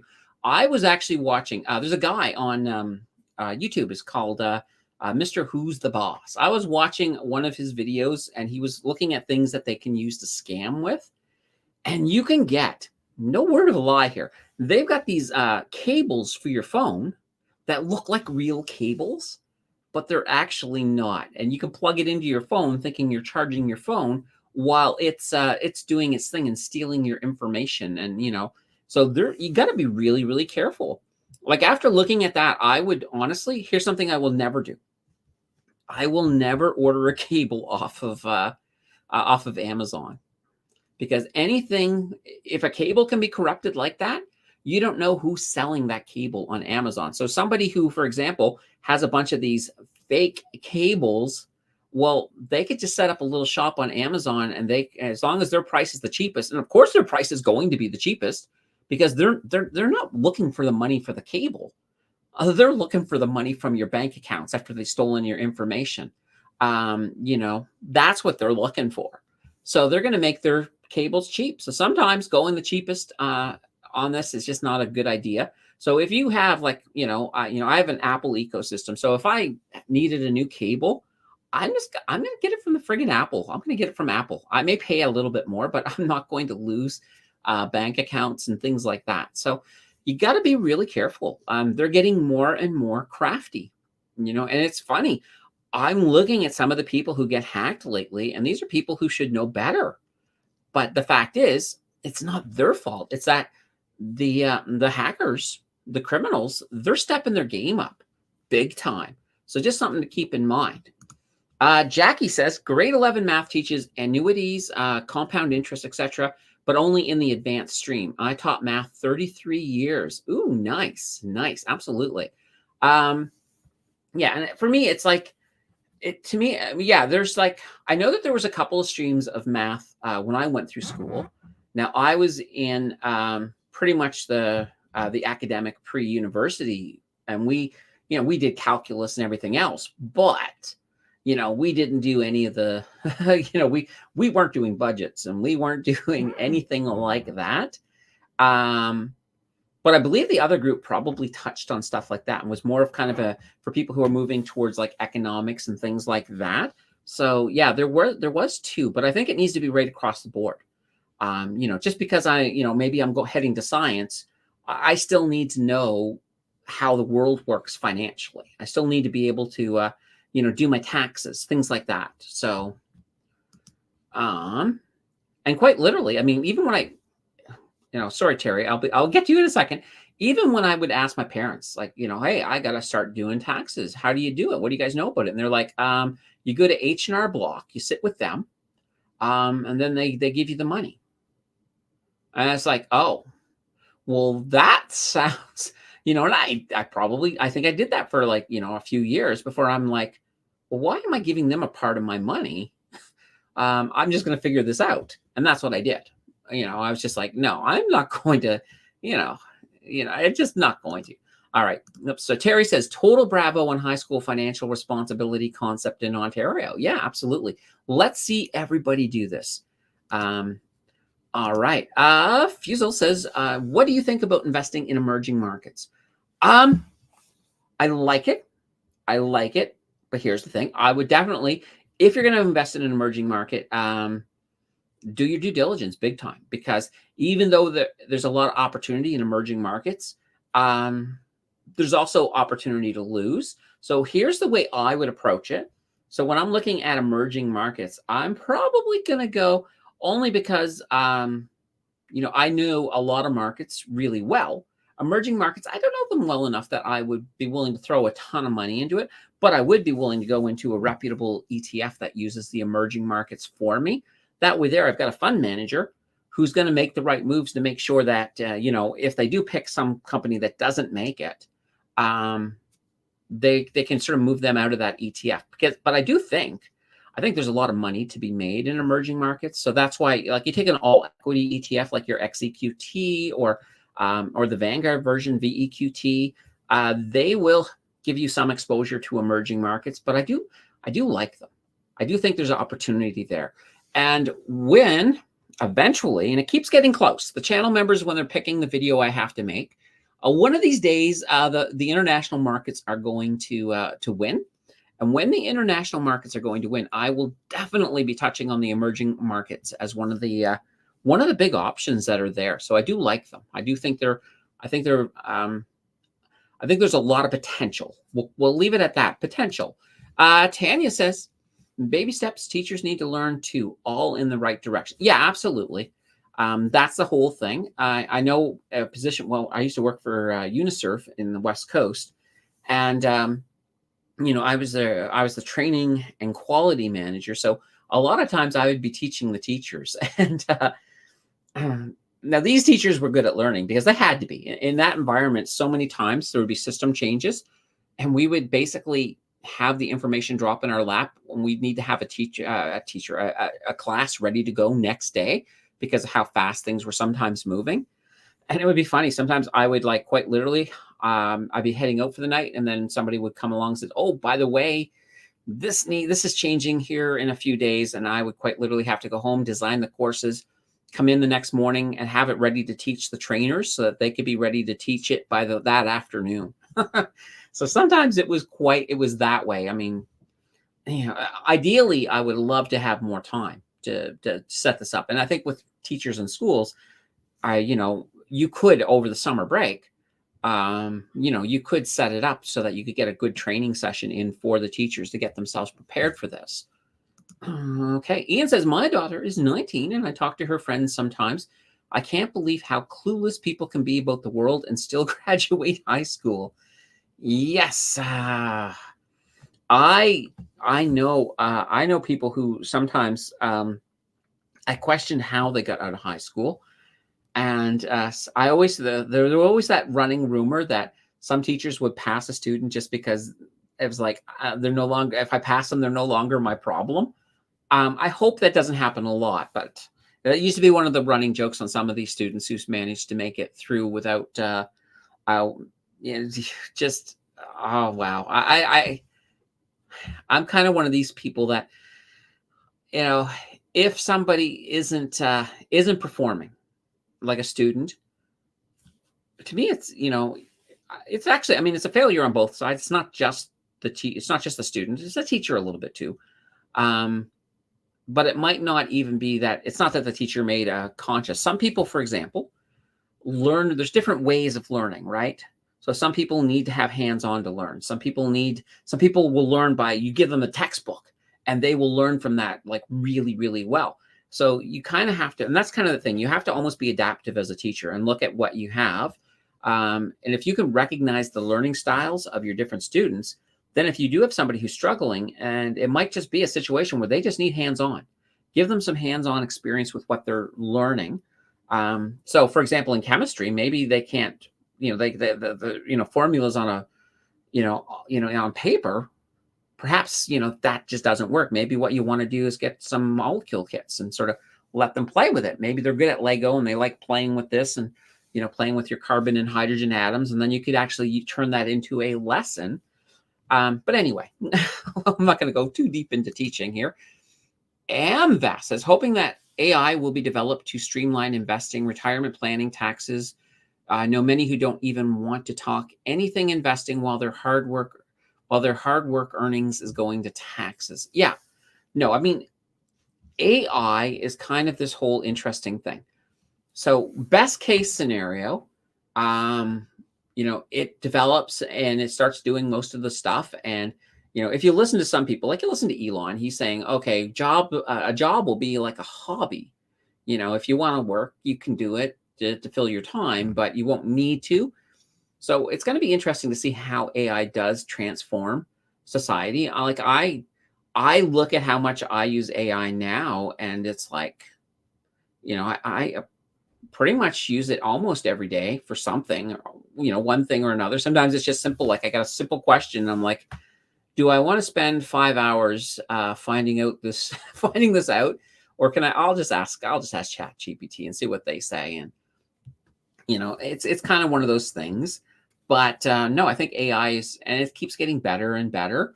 So there's that saying right now in AI is that the AI you're using today is the worst AI you'll ever use. Only because, the way they're moving fast. All right. King a Day says, talk of scam. Our PC Optimum points, over 200,000 points got hacked and stolen through the wife's account over the weekend. Oh, King a Day. That's terrible.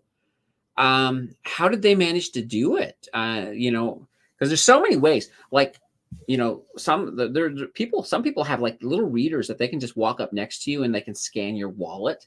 It's scary, some of the technology that's out there. So it's, yeah, but still, that's terrible. That's terrible. 200,000 points.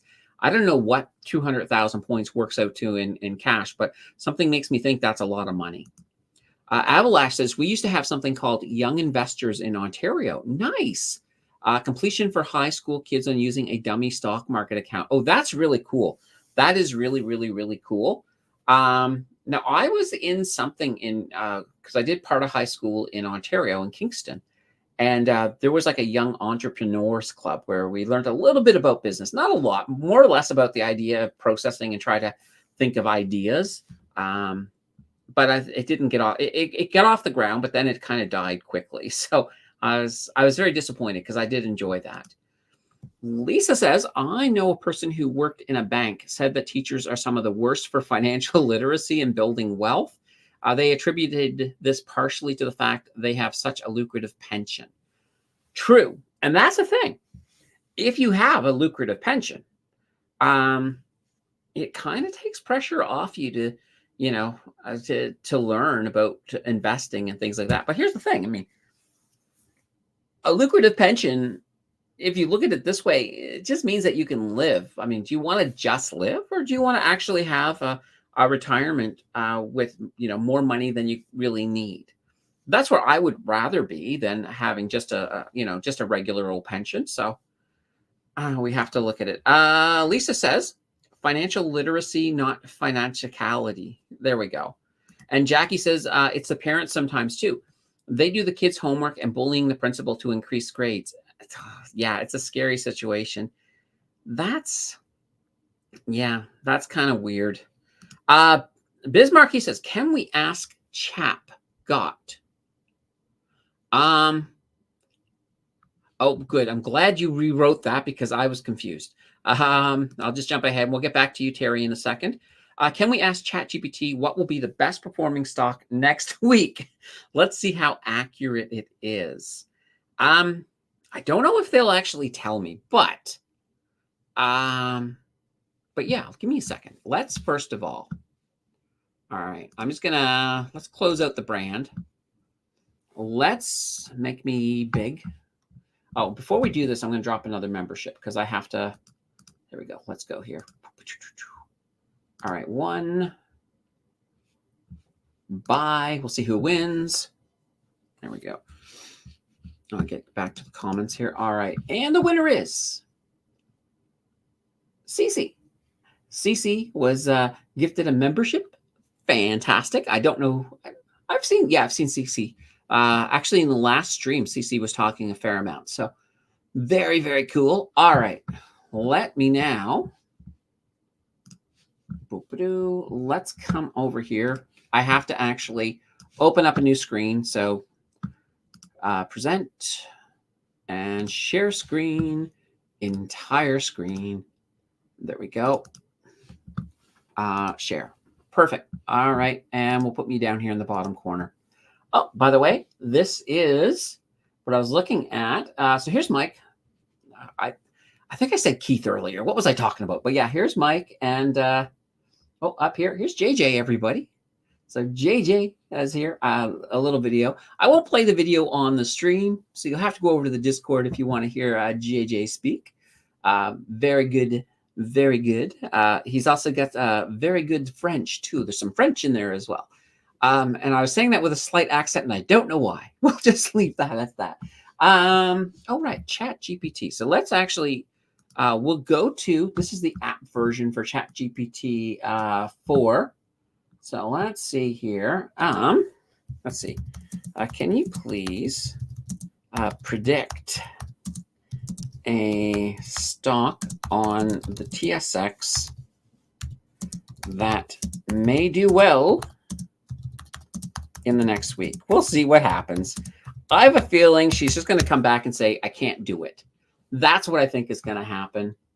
But, oh no, here we go. She's given us a couple of options. So based on recent analysis, several stocks on the TSX are predicted to perform well in the near future. So she gave us Air Canada and Enbridge.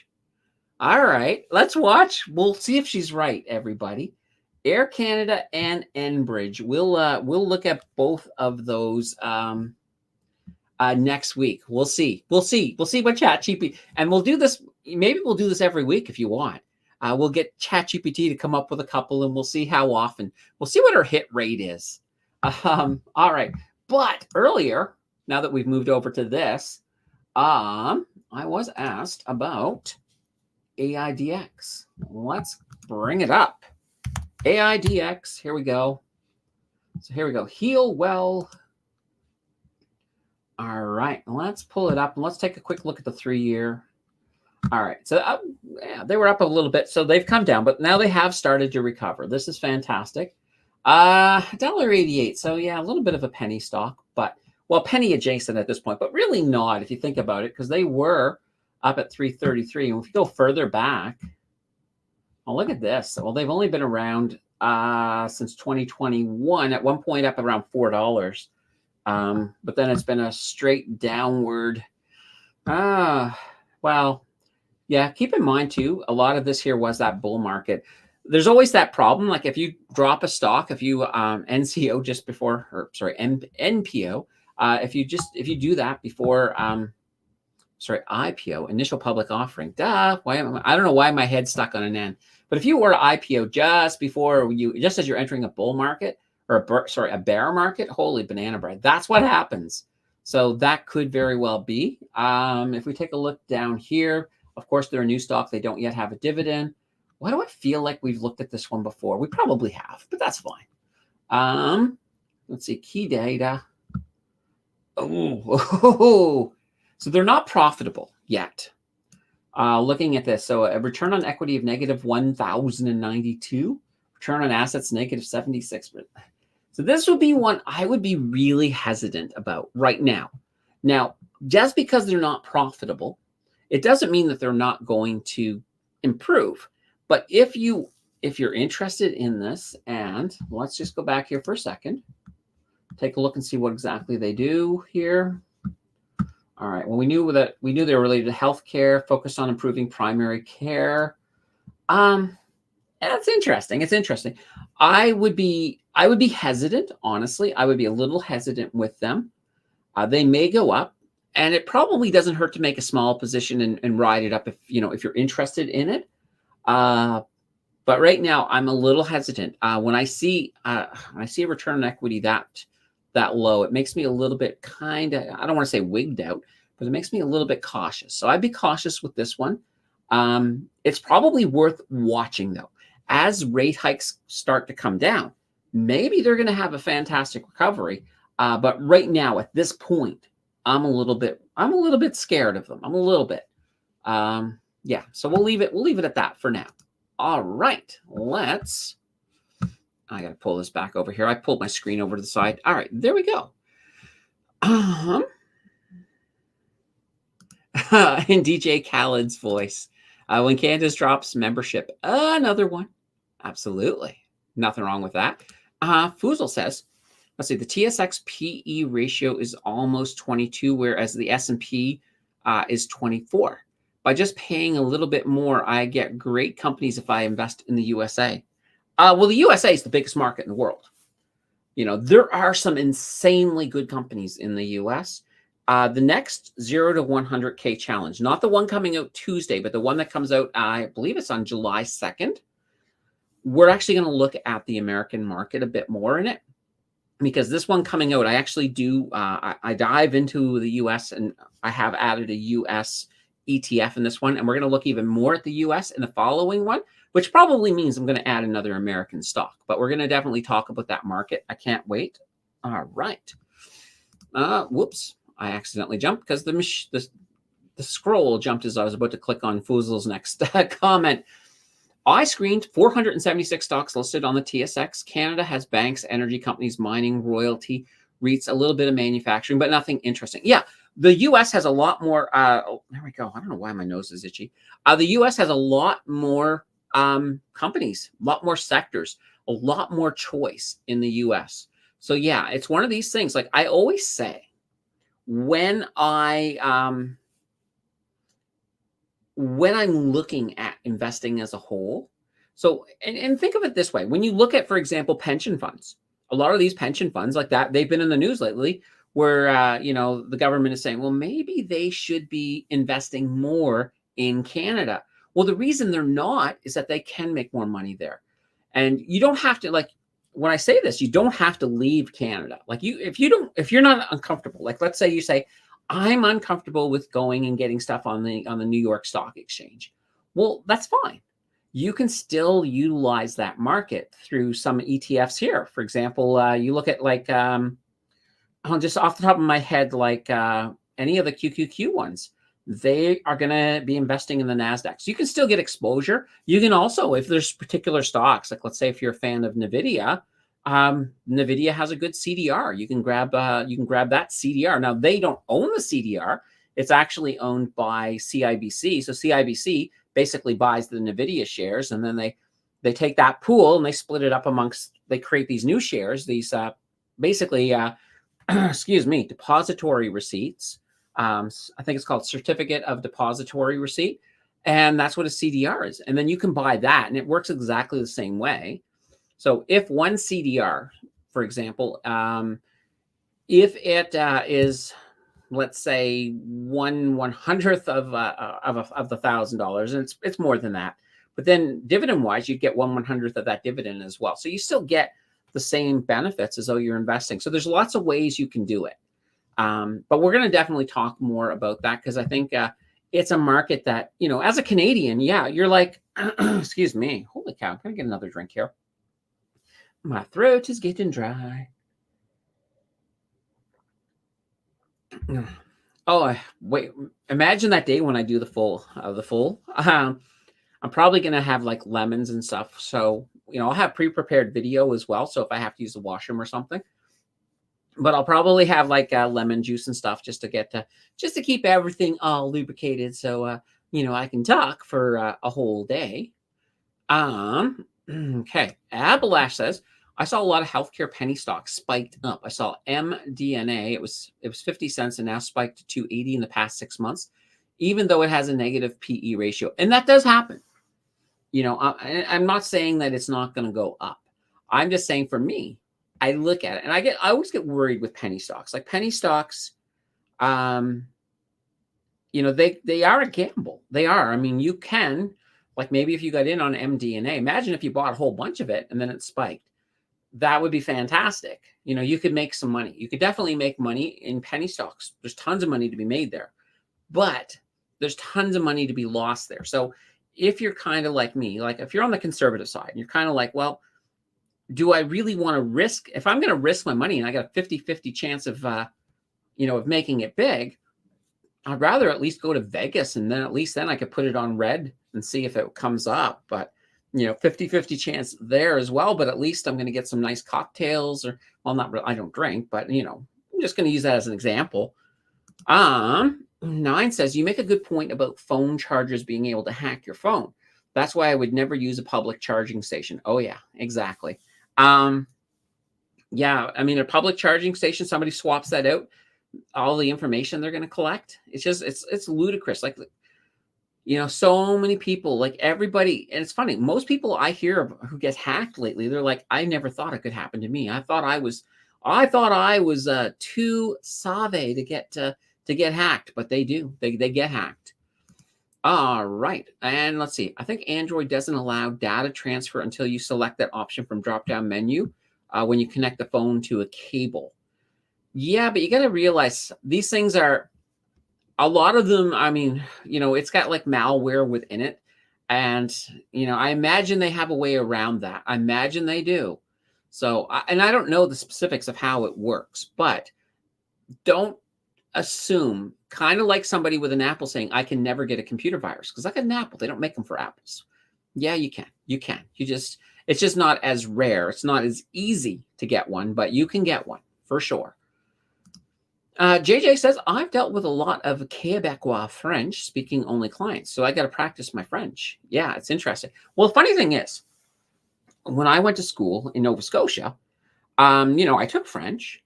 I thought I knew French pretty well. And then when I first moved to Ottawa, I very quickly discovered that I couldn't understand a word of what I was hearing. I was like, what? But I thought I was pretty good at French until one day. So one day somebody walked up to me and they started speaking to me in French. And I caught enough of it that I knew what they were saying. And I replied back with the French that I knew, and we had a conversation. Well, it turns out he wasn't from Quebec. This guy was from France. And then that was the day I figured it out. Oh my God. All the French I learned in Nova Scotia, it was all Parisian French.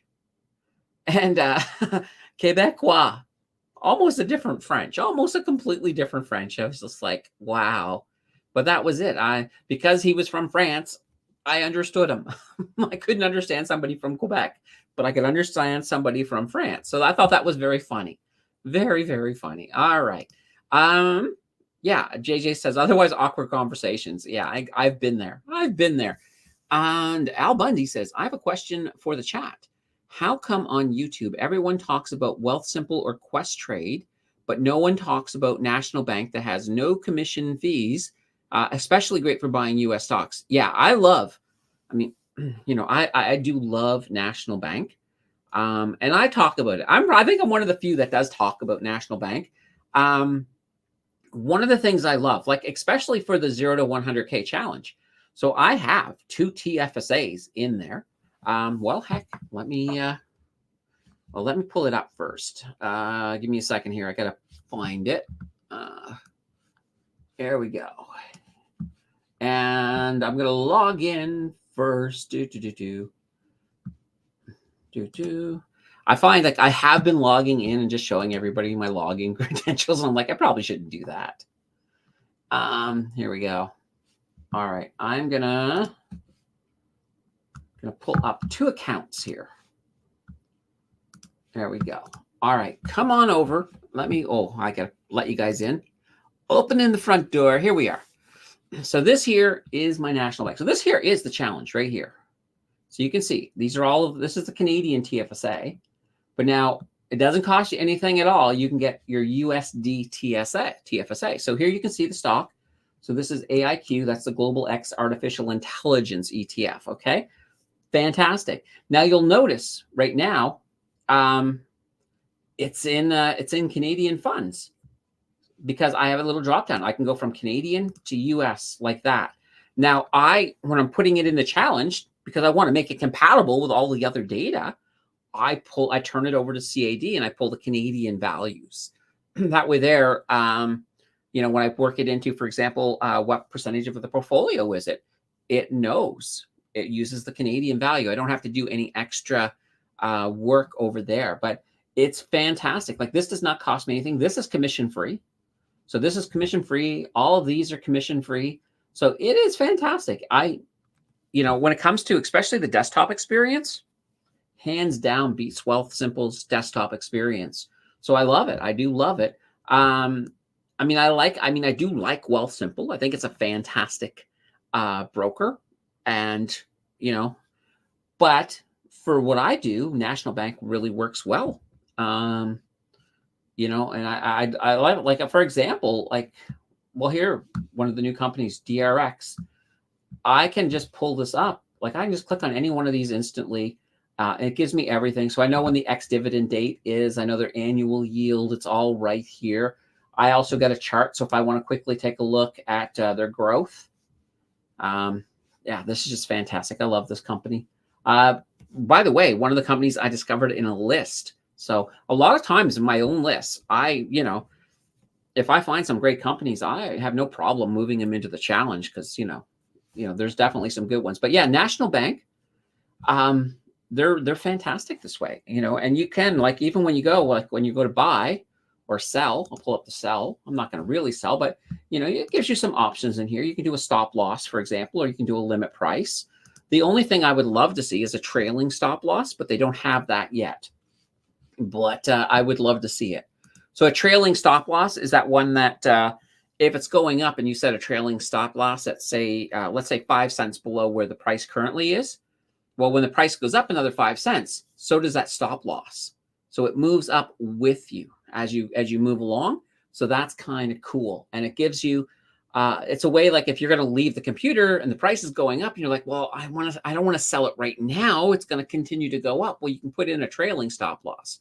So hopefully that shows up someday on National Bank. But right now, as of yet, it's not there. All right. Let's see. I'd rather be super paranoid about hacking it. Yeah, absolutely. I mean, you can't be too careful. That's the way I look at it. You can't be too careful at all. Well, let's bring back big me again. All right. And Lisa says, I use National Bank direct brokerage. Why do you say it's good for buying US stocks? It's basically, I mean, here's the thing. It's no commission and you don't have to pay extra to have a US account. The actual fee on moving stuff into your US account, it's both the same as it, well, it depends. If you're just moving a bit over, it's about the same as what it will cost you on Wealthsimple. But if you move a bigger value, and there's a thing somewhere on National Bank, I'll find it one of these days. They give you a bit of a deal. But yeah, anyway, let's see. Al says, I saw on YouTube that Wealthsimple has no charges except when buying U.S. stocks. My understanding is National Bank doesn't have a charge when buying U.S. stocks. Well, no, it doesn't have a charge. The only charge is when you fund the U.S. account, right? So, when you're moving from Canada to the U.S., you have that same currency exchange thing that happens as you would have at Wealthsimple, but you're not paying any commission once you got it over there. So like, for example, with, we'll just put it right here. So with this here, like, right now I've got 71 cents sitting there in cash, not much. But, and that's 71 US. So if I change it to Canadian, we'll just put it to Canadian now so everybody can be on the same page, 97 cents. So if I move more, even if I don't move money, so let's say I sold AIQ and then I decided to buy a different stock, that would all cost me nothing. So that would be absolutely nothing. All right. MP says, do you have any videos on how to build your own Google Sheet investment tracker that helps you track your stocks and dividends, etc.? Or do you know where I can get one for free that is compatible? I don't know. I haven't. I use Excel, and Excel is limited. Like I know with Google Sheets, there are formulas that you can use that will actually pull values for you. So what I'm using, like, let me show you here. I'll pull this up here. So this here is the 0 to 100K challenge. But like I said, it's in Excel. So I do everything in Excel. And it's just kind of easy that way. It's handy for me. Now I do have to manually input my prices. So that is the downside, of course. And I really should actually dig into Google because then I can have it do the prices for me. But I don't know if it'll do Canadian. So that's one of those funny things. Now I know if you want formulas for that, you can get most of the formulas off of ChatGPT. Just ask for a formula for something you don't know how to do. But nonetheless, I think you're right. I think you have a situation with the Canadian. So I don't know of any. But if you hear of one or if you find one in your travels before I run into one, definitely let me know. I would be very interested about that. All right. Let's come back over here. I'm going to drop, by the way, another membership because I think, I still want to drop 2 more before we're finished. So let's do that. Here we go. And bye. There we go. It should drop here in a second. And then we'll get down to Al Bundy. And the winner is 9. There you go, 9. One of your other accounts won. This is fantastic. Woohoo. All right. All right. Al Bundy says, also I saw on YouTube, Wealthsimple has limited stocks available to clients. I use YouTube as a reference since I don't own National Bank, Wealthsimple, or Questrade. I'm only planning for the future when I do get one of those brokers. Wealthsimple, they're not as bad as they used to be. Wealthsimple used to, for example, you couldn't get Disney on Wealthsimple for the longest time. So they are getting better, but a lot of times if a stock is really new, it can take a while before it will show up there. I do find that National Bank tends to, anything I don't find on Wealthsimple, I always find it on National Bank. So sometimes, especially with a list video, because I know a lot of people use Wealthsimple. A lot of times I'll look at one, especially if it's a stock that I think is newer. I'll sometimes just double check to make sure it's available on Wealthsimple, because I hate to promote a stock if it's not available there. That's not really promoting, showing. That's probably the better word. So MPC, I was told to sign up with Interactive Brokers for dealing with my US stocks. What are your thoughts? Yeah, I've had some run-ins with Interactive Brokers. For me, they just didn't feel right. I didn't like the initial vibrations I got from them, but it sort of like there's a few different things. Like there's also like Seeking Alpha. I was going to promote them. Like, they sent me the stuff. They gave me a free membership to get in. But here's the problem. I went in, I looked at it, and I'm like, oh, this is not user friendly. There's really nothing it's not really geared towards Canadian investors at all. So I've been sort of trying to figure that out. But yeah, it's just one of these things. That's why I don't talk about them. For the simple reason that in my own, I can't consciously send you guys over to them if I don't think they'll be useful. But if you're looking for American stocks, yeah, absolutely useful.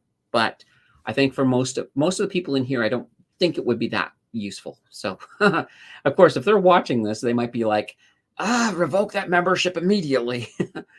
And that'd be fine. I'd be okay with that. I have no problem with that at all. Al Bundy says, whoops. Those were meant to be directed to Lisa. I don't know why I thought Foozle asked me. Okay, I'll just leave that alone. Can you short? So Kevin and Kaz says, can you short with National? I think you can. I haven't really played with the options part though, but I believe you can. But once again, I would have to verify that 100%. Oh God! All right. JJ says, my plan is to move most of my Questrade holdings to National Bank Direct Brokerage. Then later on, when I'm ready to melt down my RRSP, I'm 40 years, assuming National Bank Direct Brokerage still doesn't have the Norbit Gambit, transfer to QT to convert to Canadian. Okay, fair enough. That's the thing. I don't know a lot about the Norbert Gamble, other than I did watch Canadian in a T-shirt. So those of you who are looking for the Norbert Gamble, it's a way to basically transfer money from Canadian to US without some of the conversion fees. So to do it, you pretty much, there's some steps that you have to go through. But the person to do it, to have the information is Canadian in a T-shirt. YouTuber, just search for Canadian in a T-shirt and Norbert, sorry. And it's a great video. It'll certainly help you do it. You can do it on Questrade. And I thought somebody once told me you could do it on another platform. I don't remember which one it was, but just something to mull over. Okay, King of Day says, can you do auto DCA on National Bank Direct Brokerage? It's a good question. Good question. I'm not sure. I'd have to look into it. I can't see why you couldn't. But yeah, I'd have to look. I don't know. I honestly don't know, King of Day. But I will find out. I will find out for you. JJ says, I have a Google Sheet template I use. Oh, there we go. And JJ's going to upload it to Discord later. So if you want to check that out, there's a link down below actually for Discord. Head on over. JJ will put that up, and I actually can't wait. I'll take a look at it too. All right. Yeah, boat time. There we go. Banana bread for life. Love it. Terry says, is Wealthsimple a safe and economic way to buy cryptocurrency, including Bitcoin and Ethereum? Safe? Yes. So both Wealthsimple and ShakePay. ShakePay is the other one as well. They're both very safe. I have full confidence in both of them. Now, keep in mind there is going to be a little bit of a spread on it. So, the price you're viewing is going to be a little bit higher than what the actual price is, because that's how they make money, right? And both of them will do it. Like I think it's like, I don't even know what the percentage is. I'd have to find it out. I haven't looked in a long time, but they will charge you a little bit more. But with the speed that you get with Bitcoin moving up, it could still be very profitable that way, but they are both good onboarders. You can also move your Bitcoin off of both of them. So for example, if you have a hardware wallet and you want to move it to a hardware wallet, you can do that with both ShakePay and Bitcoin and Wealthsimple. So they're both pretty darn good. The benefits with Wealthsimple is that you can buy a lot more crypto. So for example, ShakePay only has Bitcoin and Ethereum. Wealthsimple has Bitcoin, Ethereum, XRP, everybody, Solana, Cardano, you name it, it's pretty much there. They're always adding more coins. So, you have more options with Wealthsimple. All right. Okay, according to Al, Al says that National Bank has Norbit Gambit. Okay, there we go. I don't know, but if it does, plus it is the cheapest way I found to do Norbit's Gambit if you have a lot of money so far. Okay, so Al is saying you can do it. This is fantastic. I'm going to have to, you know what? I got National Bank, I got a US, and I got a Canadian. I'm going to have to watch that Canadian in a t-shirt video, learn how to do the Norbit Gambit, and then maybe make a video. I may have to just do that. Holy cow. Oh, boy. Adrian will be so upset because I'm always sending people his way. Let's see. MP, thoughts on Lightspeed? I bought a bunch of shares when I heard their old CEO came back on board. Yeah, like I did a deep dive on Lightspeed. I was going to call them Lightspeed. On Lightspeed a while back. I wasn't very happy with them then. But their fundamentals seem to be getting better, and they've definitely been doing a little bit better on the market. So I'm cautiously optimistic. I'll leave it at that. Terry says, thanks for that. Whoops. All right. Wealthsimple, you can buy crypto ETFs too. Yeah, of course. Absolutely. And Trevor says, I use Alpine Dividends Google Tracker. Well, Trevor's in the house. And let's see, works pretty good. Find it on YouTube. All right. I do have I've got one last membership to drop today. Let's do it. Let's get it out of the way. All right. Bang. Here we go. Who's going to win? I don't know. Round and round it goes. Where it stops on Al Bundy. Al Bundy has won a membership. Congratulations, Al. Congratulations. There we go. And who says a Bundy never wins anything? For people who watch Married with Children, that's actually funny. But I'll leave it at that. All right, we're coming towards the end. We've been here for like 2 hours and 13 minutes. If you got your final questions, drop them in, and then we'll go from there. I'll answer them, but otherwise we're going to be hitting the road pretty darn soon. I'm almost out of coffee too. This is great. Thank you, Starbucks. Oh, that's so good. That is so good. All right. So while you guys are dropping your final questions, I'll just very quickly, we'll go back into the Discord and we'll bring up the YouTube schedule. So that's one of the things you can see over on the Discord is our schedule. So I always do this when if I'm bringing up the schedule and we're in the middle of this, I'm just going to remove it. Let's go. Bang, bang, bang. It's gone. There we go. So coming up this week, we got, of course, our 0 to 100K challenge that comes out on Tuesday. Now, for those of you who are channel members, you'll be able to see that tomorrow, because channel members get to see things a day early, which is fantastic.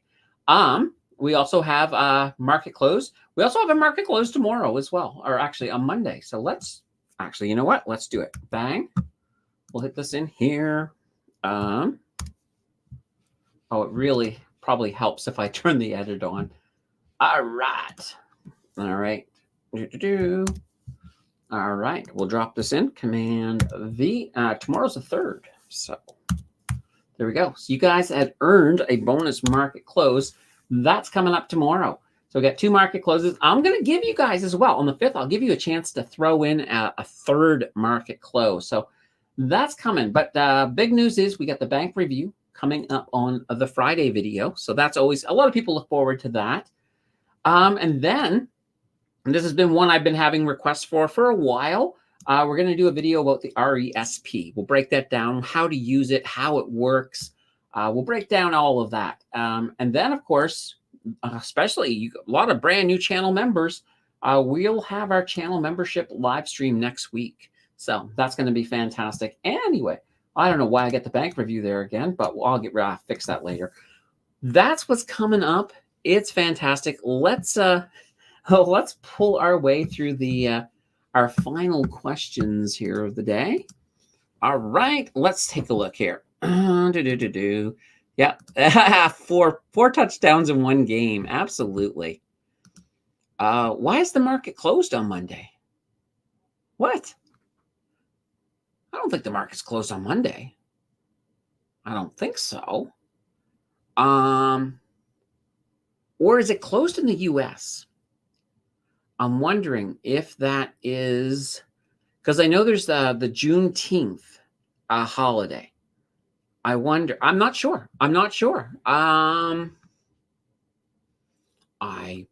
That's kind of crazy. I'm still doing a market. Well, the market's open. The market's open on Monday. I didn't get any messages. Oh, me? No, I didn't. I know it's not closed on Monday. No, I was probably talking about moving the. No, I said I'm putting the market close on Monday. That's what I said. I'm putting the mark because you guys won one. So yeah, the market closes on Monday. So yeah, there's no. Yeah, it's open. It's open. Holy cow! All right, that's funny. Congratulations, all. There we go. Can you look at Boardwalk REIT? Boardwalk REIT. Let me take a look here. All right. Actually, that's the cryptocurrency heat map. Let's where is my thing here? All right. Well, we'll go over here. We'll pull up a new site. I don't care. Let's see, Boardwalk. Let's see, Boardwalk REIT. BEI. Here we are. Let's quickly just drop here. Look at this. This is unusual. Look what they've been doing. What the banana bread are they do they cover here? All right. So let's see. Residential multifamily communities. Look at this. This to me makes sense. These are the places that we're in huge demand for as we're dealing with the housing crisis. That might explain why we've got this. This is a nice looking REIT. I am liking what I see. They don't have a high yield. You're looking at about a 2% on it, but look at the growth you're getting. That's fantastic. I'm just going to take a couple looks at something else. Let's go into the key data. You got, look at that. That's half decent. 12.09% on the return on equity. This is even better, 9.56 on here. But look at this. This is why. This is another reason why. Their debt to equity ratio is 39%. That's fantastic for a REIT. So they don't have a lot of debt. And without having a lot of debt, these rate hikes, they've been like water off a duck's back for this REIT. That's a nice find, Mario. Nice find. Yeah, this is I think everybody's going to throw this one on their watch list for sure. BEI.UN. That's nice. I like that. Thank you, Mario. That's a nice looking REIT. All right. Vinit's coming in at the very end. Hello, Vinit. Good to see you. Did you win, Terry? Because you're not highlighted. I don't think you won, Terry. I don't think you did. Yeah, no, if you win a membership, it just means you gain access to everything. So, for example, when you win a membership, you can go into, you can just go in to look at my videos, and there's like a live stream every month. There's a live stream, and the channel members also decide what the live stream's about. You also get early access to videos, plus the last video of every month. The channel members decide what it is. I have no choice. I do what they tell me. So yeah, there's a whole bunch of little things, and I'm always trying to find new little ways to thank the channel members, because you guys all absolutely rock. Yes, exactly. I'm doing a market close. That's what I was saying back then. So yeah, the market's open. The market's open. Exactly. Yeah, there it is. BEI.UN. Open this coming Monday. I hate Mondays. Oh, is this it? So Juneteenth is on June 19th. Okay, I wasn't sure. I knew it was in June. The name tells me that much, but because I don't think we celebrate it. Do we celebrate in Canada? I honestly don't know. I think it's just an American holiday right now. MP, thanks so much for everything. As a beginner, your content is incredibly insightful. Plus, U.S. market was closed last Monday. Yeah, exactly. Yeah, it was closed last Monday for Memorial Day. Can you look at Granite REIT, GRT.UN? Oh, look at this. Look at this. Trying to sneak in. You guys are trying to push this to a 3-hour stream. All right, let's there we go. Let's take a look here. So Granite REIT. GRT, right? Granite Real Estate. Let's take a look here. Okay, here we go. Let's go to our 3-year. So this is behaving like most REITs right now. Definitely on their downward trend. So that would probably mean, watch. You remember the last one had very little debt. Watch this. I bet you we're going to see some higher numbers here. Let's take a look here. Not that bad actually. Only 58%. I'm actually surprised. But they do have lower return on assets and return on equity. So they got some lower numbers there. But let's take a look and see what they have. Let's go back to the overview. Now, they have had a little bit of movement here lately, which is what's happening with a lot of REITs as we start to move towards, especially as we start to move towards rate cuts. All right. So this here is industrial properties in North America and Europe. So this one is not even residential. It is industrial. I do like industrial. Like I was talking, who was I talking to? I think I was talking in chat that I'm definitely bullish on residential REITs. I also think industrial are strong as well. So I do think we're going to get both. Trevor says can't get accepted on your Discord. Uh-oh. Okay, here, let me fix that right now. I will come over here to, oh, somebody's messaging me. Oh, by the way, those of you over on Discord, if you get a message from me, it's probably not from me. So don't even interact, because you'll notice it might have like .mountain finance. So there's some scammers over there. It's one of the issues they have on Discord. So what I always say is when you join up with our Discord, send me a friend request. I will accept it. That way there, you're really talking to me if if you have like the need to reach out to me for anything. But okay, all right, let's see here.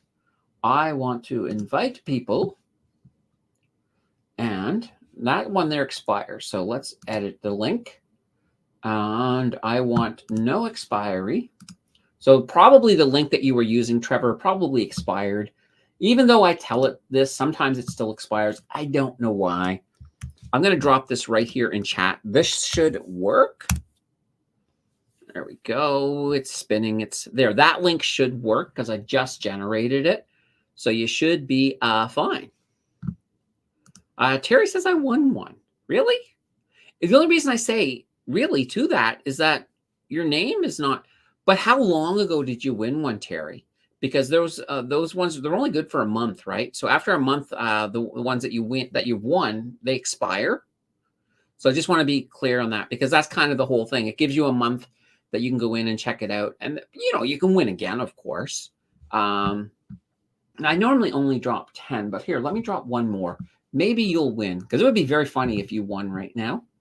Let me, oh, there you go. Yeah, I'll close this down so you don't have to sort of get that that little singularity, the YouTube singularity. All right, we'll just do one last one here. We'll see. Maybe we can hit you again, Terry.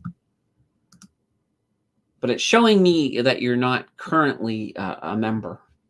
All right, let's see. Let's see. Come on, Terry. Come on, Terry. Win, Terry. No, this person won. I have no clue how to say their name. But yeah, whoever you are, you got it. You won. Congratulations, person. Now I think, oh, for the liking me, I believe once they told us, I think they told us how to say their name once. If you're here, let me know how to say your name, like phonetically. I'll write it down. I just should have wrote it down the last time because I feel bad. I feel bad. All right. There and yeah, Mario has some GRT. All right. What is meant by you're doing a market close? Okay. Well, basically, I have two different live streams. So this one here is called This Week. So it's basically a summary of the last week worth of news. The market close, basically, I come on at 15 minutes before the market closes. We look at the market. We look and see how things are doing.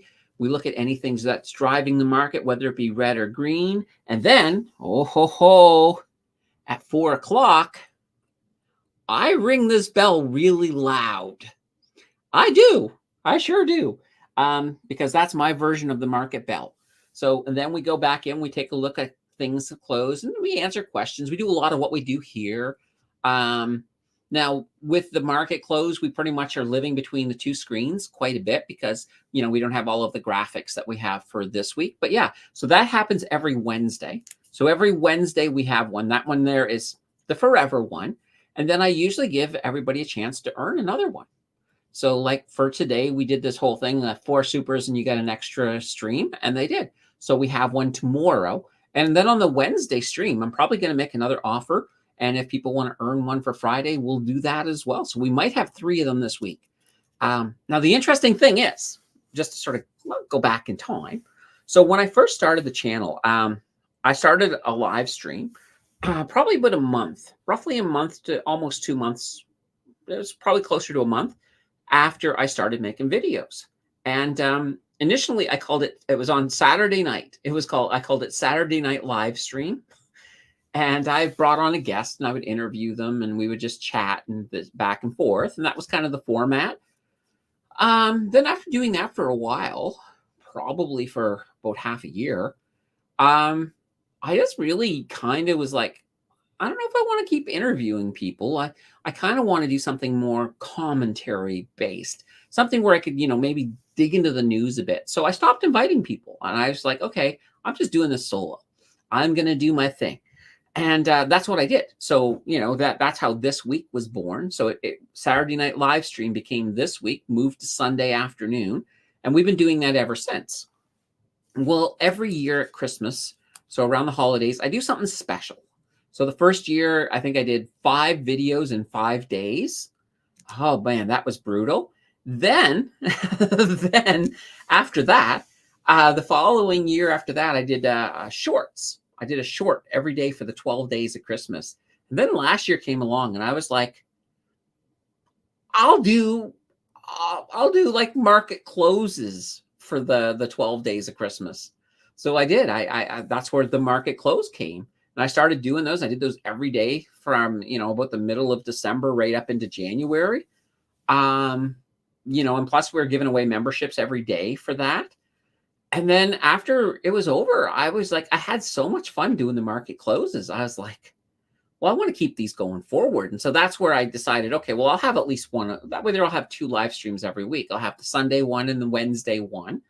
But they're a lot of fun. So I always give, people are always like, I wish there were more. I wish there were more. So I give people an opportunity to get, to get one or two more extra, depending on, the week, depending on my schedule as well.